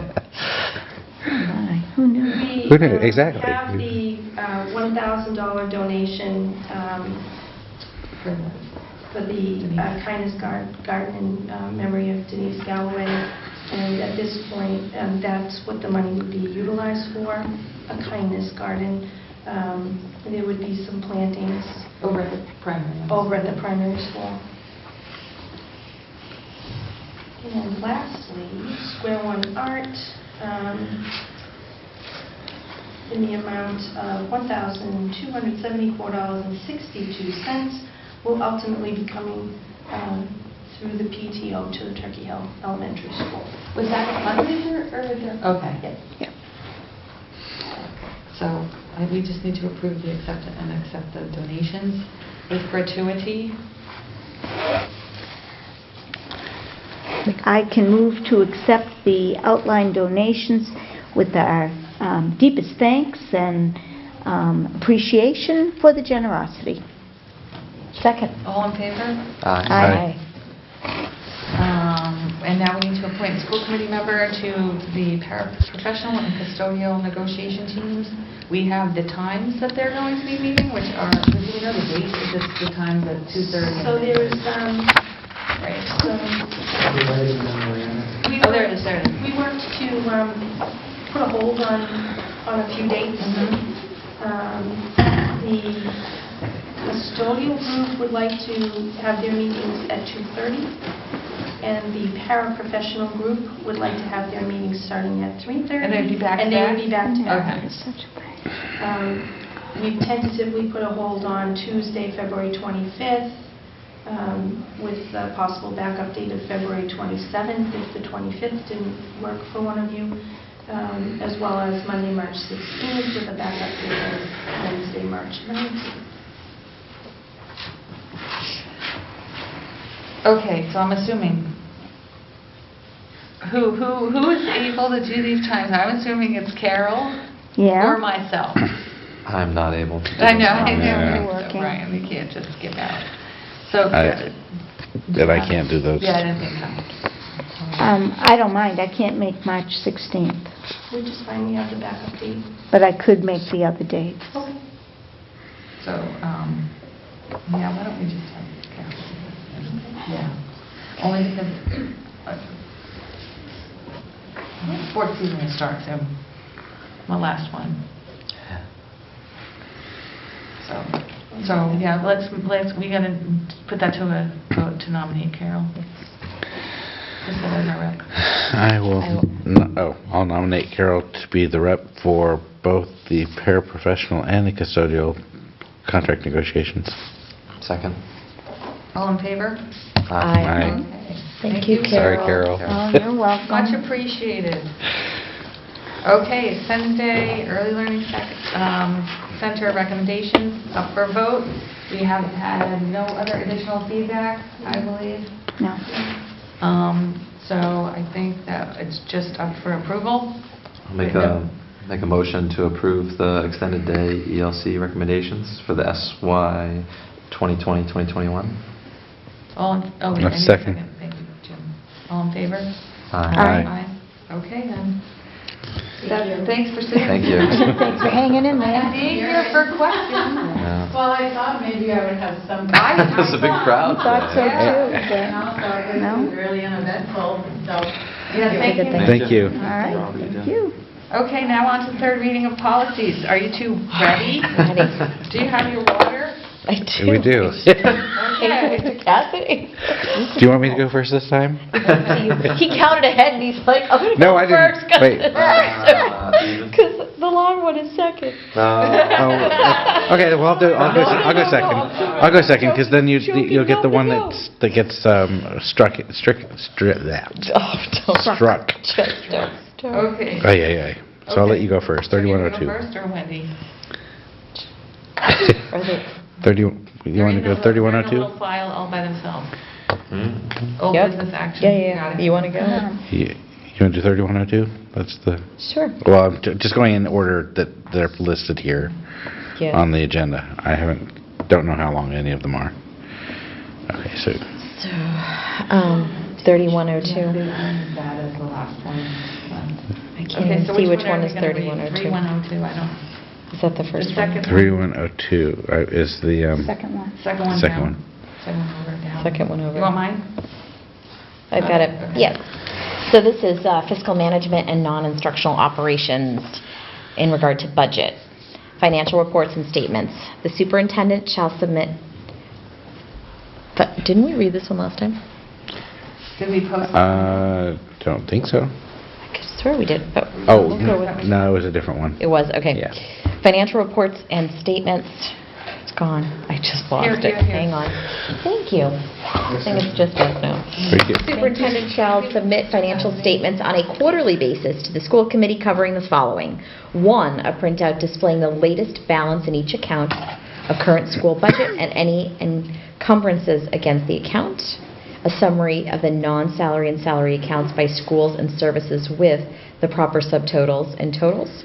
Any pertinent and relevant data and financial facts the committee should know, such as unexpected or emergency expenses, one-time large expenditures, etc. 2, a list of all accounts that are expected to exceed the appropriation, the reasons for the cost overrun, the under-expended amount that may be used to pay for the overrun. It is the responsibility of the superintendent to alert the school committee immediately to any circumstances that might cause a budget deficit. 3306. Oh, well, this had to do with fiscal management and non-instructional operations under inventories. It is stricken completely. So there's nothing to read. Okay, so. So that was just letting 3306 go. Yeah. Yep. 3401. So 3401. So that is, that's 3203. Jeez. You want it? Yeah. Here. Because It's right here. Thank you. 3401, fiscal management and non-instructional operations, expenditures, purchasing and purchasing authority. The acquisition of materials, equipment, and services will be centralized in the superintendent's office. The superintendent will serve as purchasing agent. He/she will develop and administer the purchasing program for the schools in keeping with legal requirements and with the adopted school budget. School purchases will be made only on official purchase orders approved for issuance by the appropriate unit head and signed by the superintendent, with such expectations as be made by the latter for emergency purchases with prior approval of the superintendent, and those made with petty cash funds with prior approval of the principal. 3402, fiscal management, non-instructional operations, expenditures, payment procedures. The signatures of at least 3 school committee members will be required to authorize warrants for payment. When a potential conflict of interest exists, the school committee member will abstain from signing warrants. The superintendent will sign warrants before their presentation to the committee. Legal refs, MGL, Chapter 41, Section 35, 4152. All right, and this is 3406, fiscal management and non-instructional operations, expenditures, depository of funds, and authorized signatures. The town treasurer holds all funds designated for school department expenditure and is the only authorized disperser of payment for the school system's bills and debts. The town treasurer signs all checks drawn against school funds. At its annual organization meeting, the committee will vote to authorize the school committee chair as the individual who may sign the school department payroll, thereby allowing checks to be issued to employees. The committee will vote to authorize the vice chair to sign payroll in the absence of the chair. The superintendent will sign federal funding requests.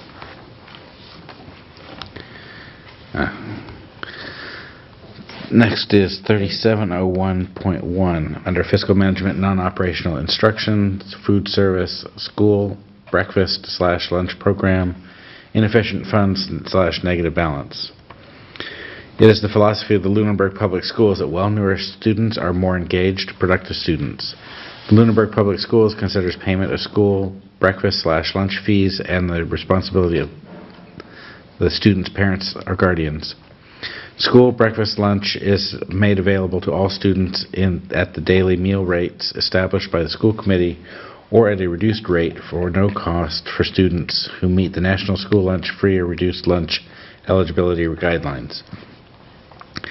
Information and application forms for free and reduced lunch, breakfast or lunch are available at the district website, www.lunenburgschools.net. No child will be denied a meal due to a negative account balance. Notification of insufficient funds / negative balance. Using the parent-guardian electronic email address on file, automated notifications are sent to parents or guardians of students with negative lunch account balances to remind them that action is required. Parents, guardians who can also utilize the parent portal to review meal transactions and or set up an alert that notifies them when lunch account balances are low. Verbal notifications are given to students with negative balances. Students with negative balances are not allowed to purchase a la carte items, including milk or water or second meals. When a student's meal balance reaches a negative $15, parents, guardians will be contacted by school personnel to inform them that they must provide their child with a lunch and or resolve their unpaid school balance. If a student is without lunch or lunch money on a regular basis, the building administrator or designee will investigate the situation and take further action as needed, including encouraging parents to apply for free and reduced lunch and or making referrals outside agencies or filing a 51A. Parents and guardians will be expected to pay unpaid balances upon receipt of notification. Parents and guardians who fail to satisfy negative balances within 30 days of the initial electronic notification will be mailed a letter via U.S. Postal Service to the home address on file. Parents and guardians are responsible for any negative balances incurred prior to meeting eligibility for free or reduced lunch status. Meal accounts with negative balances in place for 90 days that reflect no payment effort will be turned over to an outside collection agency. Payments may be made by cash, personal check, money order, bank check, or credit card, online only. Checks returned for non-sufficient funds. Personal checks will not be accepted after 2 checks are returned for non-sufficient funds, NSF. Should a check be returned to the town due to non-sufficient funds, the Treasurer's Office will notify the check issuer of its return by letter sent through the U.S. Postal Service. Payment for the NSF check and related return fees must be made in the form of cashier's check or money order. Payment must be received within 10 days of the date of Treasurer's letter. Upon notification of payment, the school food service director and her or his designee will reverse the student's meal account to reflect the resolution of this payment. Refunds. Withdrawn or graduating students. A written request is required to obtain a refund for monies remaining on account open upon graduation or withdrawal from the Lunenburg Public Schools. An electronic mail request to the Food Services Director is acceptable. Funds may also be transferred to a sibling's account with a written request. Unclaimed funds. All funds must be requested within 1 year. Funds unclaimed after 1 year become the property of the school breakfast/lunch program.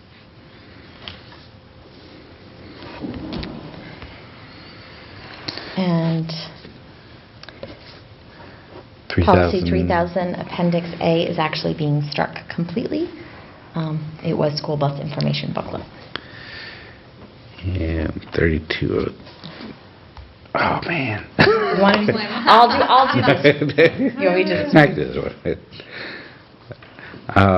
Fiscal management, non-instructional operations, funding proposals and applications, Title 1, 2A, and 4A grants, 3203.01.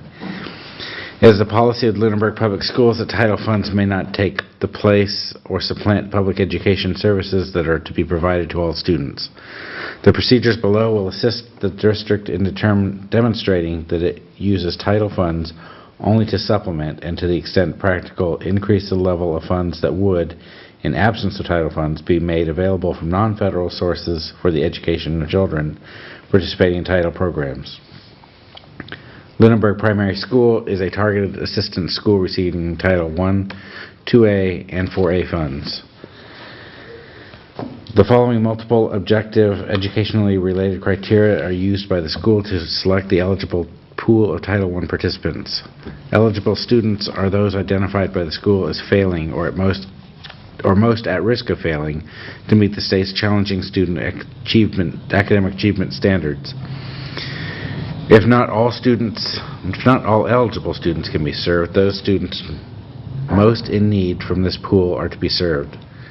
Students identified through an ongoing benchmarking assessment in conjunction with RTI process, in addition to the students identified by the criteria above, and any additional school selection criteria, the following students are automatically eligible for Title I services. A student who at any time in the preceding 2 years participated in a Head Start, Even Start, or Early Reading First program or in Title I preschool services. A student who at any time in the preceding 2 years received services under Title I Part C Migrant Program. A student in a local institution for neglected or delinquent children and youth or attending a community day program for such children, or a student who is homeless and attending any school in the district. Staffing. The district will maintain records that demonstrate that each title program receives staff services commensurate with staff payment. Corroboration of records is what is actually taking place will be carried out through means such as spot checks, reviews, interviews with staff, and interviews with students. Evidence will include, for 100% title-funded staff, the staff daily schedules of activities, for split-funded staff, daily staff schedule with clear delineation of time spent on the title program, and other documentation that demonstrates accurate charges to the title program, e.g. detailed position descriptions for split-funded staff. Professional development. The district will maintain a description of the professional development provided at district level that is funded with title funds. Evidence will include a description of how professional development is aligned with the needs of title students and a list of participants. District staff will ensure the participating staff are those who teach or provide support to Title I participants. The professional development does not duplicate that which the district provides for non-title purposes that, in the absence of title funds, would be provided to all staff. Descriptions of all other professional development will be available. Schools will maintain or provide to the district a description of the school-level professional development paid for by title funds. Evidence will include a description of how professional development is aligned with the needs of Title I students, and B, a list of participants. District staff will ensure participating staff are those who will impact Title I participants. Parent-guardian involvement. The district will maintain a description of the district-level parental involvement activities paid for by Title I funds. Evidence will include a description of how parental involvement activities are aligned with the needs of Title I students and a list of participants.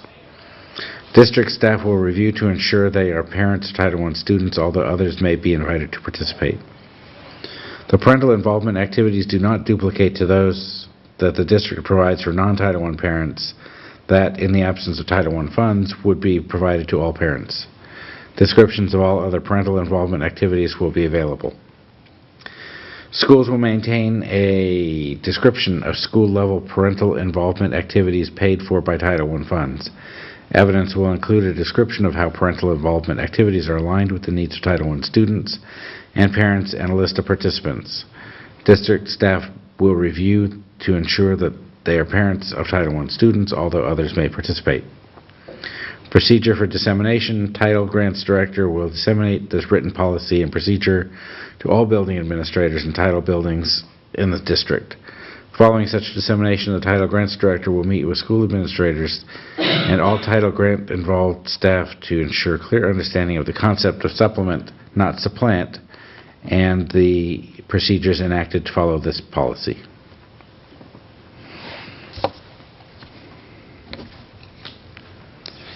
And on that, I will make a motion to accept. Can I ask a question? Oh, sure. Are you making a motion? No, I was. going to make a motion, but can I ask a question? So I just You have a noticed on the bottom question? of this one, it seemed a little different than the other ones. The other one said it was adopted by the school committee and then reviewed Yeah, by the that school should be committee. changed. I was just noticing that Yeah, first but- reading, now first And it reading just mentioned first updated. readings. It I seems feel like a there was little more odd. consistency on the Yeah. others, Yeah. that they were So all of adopted those, and then... once they are updated and accepted, You'll change there's a that? notation that is made to reflect the most recent. This one just seems I different was just curious, in it seems a general. little Yeah. different, Because it says first reading. where it would I make know, more it- sense to we be don't adopted have- no, we don't at a need certain that, right? time. No. Or Okay. reviewed on a certain time. Yeah, because that was... Just when it was Well- updated, when it was reviewed and updated. Updated. Yeah, but first reading, Right. December of 19. Yeah. We didn't We Yeah, did- what is that? do a first reading December. Or first reading Well, we of did, we updated? waived that first We reading. waived the Yeah. first reading, okay. So that's even a little in there, okay. Okay, thank you. And the other question I had, but let's do that, and then my question is just relates to one of the policies, and I just have a question how we can do something in regards to it. So, it would take a motion. Motion away. I'll take Oh, a motion. I make a motion to accept the third reading of policies as read. I'll For- second that. Thank All you. in favor? Hi. Aye. Okay, and one of them is about the lunch balance, and Yes. request in writing for siblings to get the balance. Yes. I'm just wondering, at the end of the year, does a letter go out to senior parents that tells them that they can do that? Because then otherwise the money sits there and then goes into, like, for me, if I had a senior graduating and there was money in her account. Sure. And I didn't send a letter in, because I thought maybe it just automatically went into their account. I will say, I believe there was an announcement made in one of the meetings, nothing formal in writing Right, like you're but- saying, but it was Yeah, I'm not just wondering- a complete unknown. Right. And I can only speak to But in last year. writing, like, did you know it was in writing? You know Because I what? didn't know it Well, was... even I would've- an email is sufficient. Right, right, but I Yeah. just would like, people to know that it just doesn't automatically happen. Notice. Because you Right. have siblings here that, see, some people thought it automatically happened. Which seems crazy. No, Literally separate I would not accounts. Yeah, like- Right. Deposit. I Right, think we there have might to be a have- process in place. Mr. McGrath might be able to speak to that, but I think there was some sort of information that was Okay. passed I just along wanna make regarding sure it that. gets- But as far as... It would just be the ones, you'd think that you want to make sure the senior parents know. I can definitely talk Okay. to the Director of Food Service. Okay. She can draft a little... blurb. Blurb Just that something. Mr. McGrath can send out to Because not all of the them will seniors. have siblings, But I wonder so they if- would have to Yeah, request correct. it if they Yep. want it, or they could donate it. Yeah, I wonder if we should look into a form of potentially transferring from one account to Right. another account. Like that would be so much easier, right? Sure, I can And talk then, and if they want to just donate it, It'd be easier if you do it from Power School, but that's that not would be subject. super easy. Yeah. I'm always on that. Just clicking, adding more money. Okay. So we are now on to school committee goals, the Facebook page. Brian? Right. Yeah, so when we talked about it, the Facebook page made a lot of sense, except the dynamics of a Facebook page is people can comment on it and you can't shut off the comments. Right. So I went with the idea of doing a Facebook group Right. where you can shut off the comments. So I Okay. experimented with that, doing an unpublished version, and it seemed to work fine. I didn't add you guys. I would believe I'm going to have to friend request you, Yeah. and then I can add you Yeah. from there as a Yes. admin or moderator. But every time I posted, I would have to click on the post to remove the comment. To remove You have to comments, do you it have on to physically everyone. do it on every So one do you think that we that you need to post. all be admins or moderators, or could we just... I don't believe you can have that Select one many. of us. I don't believe you can have 5 moderators, Right, I so- believe. Okay, I Actually, didn't know what the even- limit was. Well- Do we want 2 at least? Do we want 2? I believe what you can put on typically Right. is 2 admin and a moderator, I think, from what I've... Jim? To Experiment. prevent a quorum, I would suggest Just Correct. 2, right? Good idea. So- One and one. No more than 2. Yeah, a moderator One and And an then it would admin. just be for posting informational Correct. purposes, Just no like today, discussions. you could go on and there and no- post the I was talking about the budget. writing down ideas, right? The budget, Yeah. the box tops post would be a Right, great right, idea. perfect. Things like And, that. Informational purposes. and even Patty Gillette's information about The flyer. the flyer that she has, the kinship care, maybe even just that too. Yeah. I think maybe I'll post that on the other community page. Mm. Yeah. It is posted on the Lunenburg Public Schools Facebook. You know what, I did We share have to stuff, get more people there's looking. not like people looking, and the only thing I ever see posted there recently is lunch. It's lunch. Listen, Yeah. we don't wanna It's been a see lot of people lunch on there lately. There's like a lot of lunch pictures, and I'm like, I don't even want to see these. I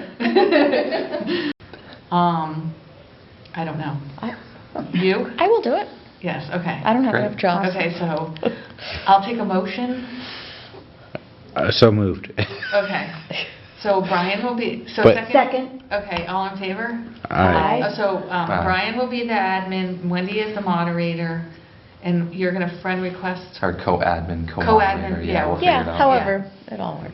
And then Carol, are you even on Technology, Facebook? yeah. it will be, Oh, okay, good. Look at Carol's like, it will be hey. a public I'm sorry, group. Carol. Yes, I don't know, public, because I'm yeah. not friends with everyone in. Well, we'll change it to a public And we group. want, yeah, we're going to change it to a public group and a published group. Right, and then share it, we anybody can share join it, and so that people, or invite people. And then share it to the other people in.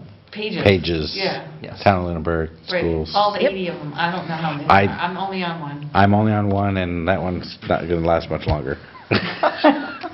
So, okay. Sorry. Thank you, Brian, for doing What? that. Yes, Yeah, thank no, I you. think So- it's great to get us Yeah. out there. The school community. Get people I'm aware of anxious what's to see going how many on. people go on It's- there and like it Yeah, and it's- keep track, or, you know. Yeah, join the group. Yeah, join the Doesn't group. have to Yeah. anymore. Okay, so now on to reports. Athletic advisory, have you met it? No, just that. We did not We already meet did that. last Okay. meeting. We're FinCom? meeting When do you have one? Okay. When is your next one? FinCom. March, okay. FinCom met on the 9th of January. They still need another member, so if anybody is like itching for something else to do, they still need another member. There was discussion about the snow and ice account, which is in the red, some of which is due because the town took on some of the responsibilities of clearing the school snow. So there was some discussion about that, and they were going to contact Kate about that, and I'm sure they have. They also received a $250,000 grant to make Memorial Drive, Oak Ave intersection, and the town center pedestrian area access safer. I saw that in the paper. So there'll be some sidewalk work on Memorial Drive, some work at that horrible intersection. Yeah, and the three-way stop or whatever. Yeah, and just to try and make that safer for pedestrians, particularly, I guess, wheelchair access. There's not enough rampy places. No. Right. So that's I difficult. think they're talking about getting rid of the little triangle. Yes. In the middle, Yeah, right? in the middle, Yeah. So their meeting tomorrow evening will include, as we previously said, a 5-year financial forecast by the town manager, as well as some information from the superintendent of schools. They did attempt to clarify the terms level funding, level service. The level funding term was not a problem because that just means 0% increase. Everybody gets that. Level service, they had a very difficult time defining that because, you know, when it comes down to level servicing, let's say police officers, does that mean per population number, how many calls, how many police officers? As the community changes, it's very difficult to determine. So the town manager has said that she uses the term target budget instead, which means level funded expenses. Salaries and contractual obligations are included, but staffing has to stay as it is, not added to. So that was the last one, and they're meeting tomorrow night. Okay. Policy Subcommittee, we just heard all the We're policies. meeting again next Tuesday. Next Tuesday, okay. PTO had a meeting last Monday, but I did not attend because I did not feel well. I do know from the last meeting, they're looking for a new president. The president wants to be able to step down. However, the bylaws say that the president has to have been on their executive board for at least a year. So she's hoping that someone will come and step on and like shadow or be a vice president right now so that they can take over next year, because nobody on the executive board wants to be the president. So if anybody wants to be the PTO president, Now's the time. go to the next meeting in March and declare your vice presidency now, or ask for, or just reach out to Alice and Melvin at the PTO. School councils, primary school. We had met on the 15th. We had talked about the budget. We talked about the handbook and wanting to review the handbook as well. Our next meeting's on February 12th. The elementary school council met yesterday. Discussion was mostly on MCAS. and what they were trying to do to increase their scores. Things like adding some more typing practice and adding practice and writing using the specific language the kids will find in the test, that type of thing. They talked a lot about trying to increase a positive climate in the building during the time those tests are being taken. So that was the basics of what they said about that. They also were talking about Kylie's Care Kits and said that 52 kits are distributed district-wide every week. 52? 52. Wow. So that was Yeah, basically, that's good. yeah. When she came and spoke with us, it was a year ago in Yeah. November, right? It didn't start like 17 or 20? Yeah, it was a It was a pilot at the time. Yeah. Yeah. Wow. Wow, I hope the National Honor Society kids go and help pack some lunches. Actually, Mrs. Connery said that she had been on duty to help pack Yeah. the week before, and there were 4 Lunenburg High School Okay. National Honor Okay. Society members helping to All pack right. as well. It's great. Well, that's a nice opportunity for them. Yes. Kylie was featured on Channel 5 Yeah. for Yeah. for her efforts. Who's middle school? Middle school did not meet. Okay. Or we haven't met. You haven't met? That I've gone to now. Okay, okay, that's all right. The high school met, and we talked about the NEASC accreditation, and I was reminded that we are going to have a Sunday, where we are interviewed. We have it on our calendars, remember? Yes. When is For that? March 6th, I think. It's a Sunday in March. the We have 8th. it, we Is it talked the about 8th? it. Everyone It is the checked, 8th. because I almost forgot as well. I have it on my And calendar. I thought- It is the 8th. Because Yeah, I that's I right. thought Now. the next morning. I just thought I was going to be in Make sure trouble, we but are I'm not. all reminded of it. Do we have it? Yes. I have it. I'm there. Right, you have it, Yes. NEASC, great. Yes. Save it. All right. Yes. Okay, we talked about the budget. We talked about the needs of the high school and not wanting to lose any staff in the course of the budget at the high school level. And the next meeting is February 25th. Capital planning? Capital planning, we met last night. We accepted the town manager's proposal to fund all requests Outstanding. by using free cash and revenue from taxes.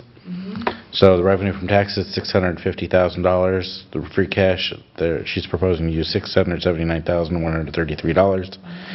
Total capital plan of $1,329,133. That includes the 3 schools projects for the Turkey Hill asbestos abatement ceiling replacement for $123,500.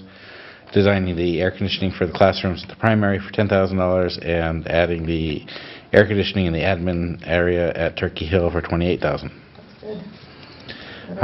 So this is going to get delivered tomorrow to the FinCom. Okay. And yeah, I think that concluded all of our business. Yeah, okay. Wellness advisory, Wendy, did you? Yes, met the 14th. And the meeting was devoted to looking at the results of the health and wellness survey that was taken by 696 students at the middle high school. The focus at the moment is strictly on the middle school students, and the results from their surveys highlighted, and this is just middle school students. Some of the highlights were students were feeling extremely stressed. They don't get enough sleep. They don't feel safe at school. 32% have witnessed vaping at school, and 9% are drinking alcohol. Middle school? That's middle school. And 32% So of the student plan vaping is to in- the plan is to yes, 32% 30% have witnessed vaping, and 9% are drinking alcohol. This is grades 6, 7, and 8. And the vaping incidents have been at school. Witnessed that's what she vaping said. at At school. school. Yep. Wow. The plan is to continue to gather highlighted data overall, and then, sort of looking at it specifically to the high school and specifically to the middle school, separately. Once that's completed, it will be shared with the administration formally, and then potential interventions to improve health and wellness of students will be included. And next meeting is March 17th. Okay, PacSal. So last time I thought I missed a meeting, so I went online to find out when the meetings were. They are not posted on our website under the PacSal section. So I don't know when the next meeting is, because I haven't received any correspondence from the, okay, this meeting. I know they're usually Fridays, but I don't know which one. So once I get that. Yep. And just so she can put it on the website so people may be looking for it as well. We need to take care of that. Yeah. Okay, great. Lifelong Learning Advisory? We have not met. No, okay. TC Passios, that's you? Yes. Right, okay. Yeah, we met on the 16th. We met to discuss questions to ask. There's 3 firms that have been selected as finalists that are being interviewed and going to be presenting on the 29th for a potential selection for the design of the TC Passios building. At that meeting, there'll be time for public comment and potentially public questions too for those firms. So people are more than welcome to attend. It's going to be at the town hall. We're going to be interviewing at 6 p.m. and then 7 p.m. for the second firm, and then 8 p.m. for the third firm. Okay, and that's just to interview who? So these are 3 Design. architect design firms that are going to come in and present how they would design it, how they would potentially go through the process. Right, okay. And then we're going to potentially select one of them. We don't have to, but we At can that time you might, okay. select one of them. And then the idea of the timeline would be they would have from then to potentially March, April to finalize a design to bring to the town meeting, to present to the town meeting an overall project to try to get funded, to ask for the funding at the town meeting. If this all if it all works comes out. to- yeah. And it could be next town meeting. Right. Or, It could be. and it would potentially be on a ballot January as well. 29th? So, This yeah, is that January would- 29th. For the 6 p.m. town hall. Yeah, presentations. Okay. Thank you. And they might come with a And it's going to be concept. publicly broadcasted Right. as well. And so they're hopefully coming with a concept they already have in mind for the building? Or How they're going to go through the process of Okay. designing it, because they're going to be getting feedback from all of the Right, from the groups. the groups that are going to be involved or Okay. in the buildings. Okay. yeah. Oh, progress. Yes. So while it's not an official Baby subcommittee, steps. I can give you an update that we did have a district advisory council meeting a week ago. A week ago, it was last, We had Wednesday some night. really good conversation. What are we gonna add that? Well, it's not really, it's a right? quasi, it's Right, not really okay. a subcommittee. Right. But I think it's a good opportunity to just give you an update since there are only 3 meetings a year. We had a lot of good conversation. It's awesome. And some good ideas around ways that we could maybe redesign the parent-teacher conferences.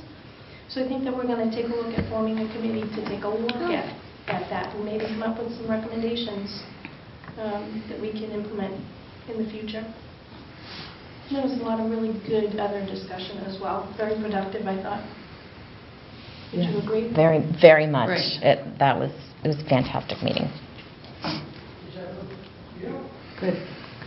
Is there any thought of videoing those or recording those? We could. Yeah. Mm.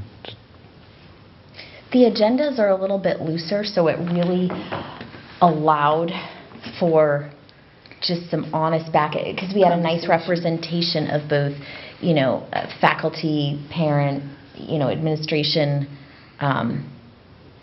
Yeah, it was very, very good. Yeah, a lot of really good dialogue. A lot of, sort of what worked, what doesn't work, sort of global thoughts on how things could shift or change. That is good. Yeah, That's good to have those kind of discussions. yeah. Yeah, not so structured. Right. More, Yeah. more of kind of like Free a flow. free. And to flowing hear, and conversation. and really, I think, Opposing opinions. absolutely, and folks at the table wearing multiple hats. You had, faculty who also are parents in the Right. district. Right. As a school committee member and a parent, all of those things just I think many of us wore That way you multiple have hats, different so it was, perspectives. It's all- it was, Yeah. it was it's great. That is good. When's the next meeting? Since they're all- April, Oh, yeah. Okay. Okay, topics for future discussion. Public comment? Public comment. Oh, public comment, I'm so sorry. I'm so Lisa's been waiting 2 hours and 45 minutes. So I just wanted to add, for public comment, Yeah. I'm going to be out of state on June 17th, so I'm going to be missing our meeting. I was selected as a College Board AP Calculus exam reader. Wow. So I'm gonna be going- Oh, how I'm exciting. going to be going to Kansas City, getting some professional development Wow. and improving our program And too at the AP same Calc? time. Yes. Wow. Yeah. That's impressive. cool. Congratulations. Congratulations. That's awesome. That's very Okay, so cool. you won't be at the second meeting in June? Correct. June Okay. 17th. Oh, wow. Congratulations. Okay, sorry, Lisa, I'm sorry. Hello. Lisa LeBlanc, I'm your, two hats, your LEA, Lunenburg Education Association President, but also mock trial advisor. Oh, yeah, what happened? I don't think that Kyle got to speak to it, and then I thought, oh, I wish Yes, I'd that was gotten yesterday, to. right? So we had our first trial, your high school mock trial team for Lunenburg had our first trial yesterday at Leominster Courthouse. We did lose by 2 points, 90-92. We lost to the Groton School, like Wow. the boarding school. Yeah. School. Wow. So we are feeling pretty Yeah. good. So we're in a very tough bracket. Uh-huh. We play Parker, Groton Dunstable, and this year the Groton School. So the kids were sufficiently scared before they went in about this like mysterious Yeah. school that people, Saudi princes, send Yeah, their I know, children they're to. cute. So they're really proud of themselves, and our They next should be. trial They should be. next Wednesday we Yeah. have trial, and then we have trial the following Tuesday. So anyway, just a little That's good so, thing about that's so, that. and it grew a lot, right? The size of mock trial. Yeah, we really, Right? the first Yeah, I couple of remember. years, it was like scraping together Yeah. enough kids Yeah. to actually And they present played the 2 trial. parts at sometimes. Oh, multiple. Yeah. Multiple hats. So now we have 10 to 12 kids. We have some who just write. We have Right. some who actually do scripts. But I would invite anyone to join us at the courthouse. I don't know, see me for more information. It's really Oh, something. yeah, that's right. We It's should, really yeah, that would be nice to watch. Yeah, I'd love that. I mean, our admin, I always invite them. It's very Yeah. difficult for them to find Yeah, time to get but out. it's during the day. It is. Or right after school, yeah. 1:30 court starts, but it's everything. It's I real have a time. lot It's of- a real courthouse. It's I've real heard from decorum. attorneys who've watched. Yeah, it's They're the real deal. proud. The kids Yeah. are the real Yeah. deal. It's really awesome. I had a lot of fun when I did that in high school. It was, Yeah, it was I wish I had. an amazing experience. Yeah. So, good plug for those kids. Yeah, They yeah. work Yes. really, really hard. But I did just want to say thank you for your, what will be continued thoughtful deliberation about the budget. You know, I sit there, but we know that's not easy for you guys to do. Thank you to Superintendent Burnham and to Mike for all the work that you guys do. And then thank you to the leadership team, the admin, who put a lot of work and effort into that. I mean, for the record, as teachers, you know, we would want all of those things, and I'm sure we could come up with more.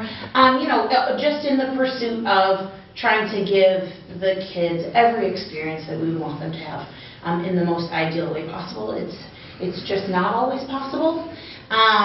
But what I just wanted to say from our side is that while each teacher in every building would see from our own perspectives what we would like in our own buildings, as a unified group, we are very much in support of you looking to those younger grades and providing them with the support and scaffolding that they need. That we spent some really good time in one of our in-district PD's courses last year, going to teachers in different buildings. We took tours after school into classrooms and found that the high school teachers were the most outspoken when asking questions to the primary school and elementary school teachers.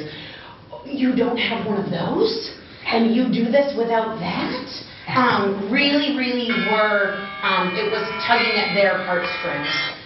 So we just want to say that, you know, you have very difficult decisions to make, but that we have that general feeling that when we provide the support to those students who are the most vulnerable and are at that level where we can get in, give them supports, and help them be successful when they move from building to building. They should carry those things with them. So, but thank you for the work that you're going to do. Thank you. Thank you for staying for so long. Yes. I love it so much. And I just wanted to add on top of that too, just thinking about how the students are so involved. I think when our students are involved, they're going to be less likely to be in trouble and make Bad decisions. smarter life choices Yeah, when they yeah. are more involved. So providing them more opportunities like the mock trial and things like that. I think Yeah. adding more opportunities in the high school might help. Right, to keep them out of, Keep them out of And- trouble. yeah. Well, That's and- really what works. And to give them a place where they feel that they fit They in. fit in. Yes. Let And them that they feel- feel Or the kids that feel like that they there's fit an in. adult that they can talk to. More Exactly. clubs, more Right. stipends. It And then makes- maybe they're not one of those 50-some-odd What is it? middle schoolers who are drinking alcohol. That's very upsetting. I did have a conversation with my student today that is in middle school, and we were talking about just this. And I said to him, are you doing like this stuff? And he looked at me, he goes, those are adult activities, mother. And I just said, that doesn't mean that kids your age are not doing them. But yes, those are adult activities, is what he told me. So. Not wrong. No, he is not incorrect. So, yes, that is heartbreaking to hear, because that is another at the same level that I have, Yep. at home, so. And I forgot, there's other things.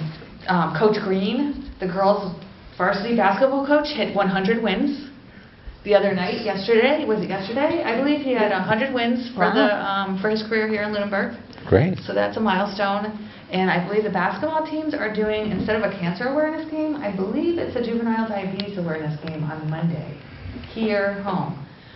Because they have some players that are affected by that, and there are kids in the community that are affected by that, and they're going to donate money in the community somewhere. So that's another part of it, for some good stuff that's going on in Lunenburg. Okay. Okay. Any other topics? Other than the budget? That's enough talk. That's, I know, that's I think we have that's going to keep us busy. enough. That's keep us busy for a couple. So, I'll take a motion. Motion to adjourn 9:34 PM. Second. All in favor? Aye.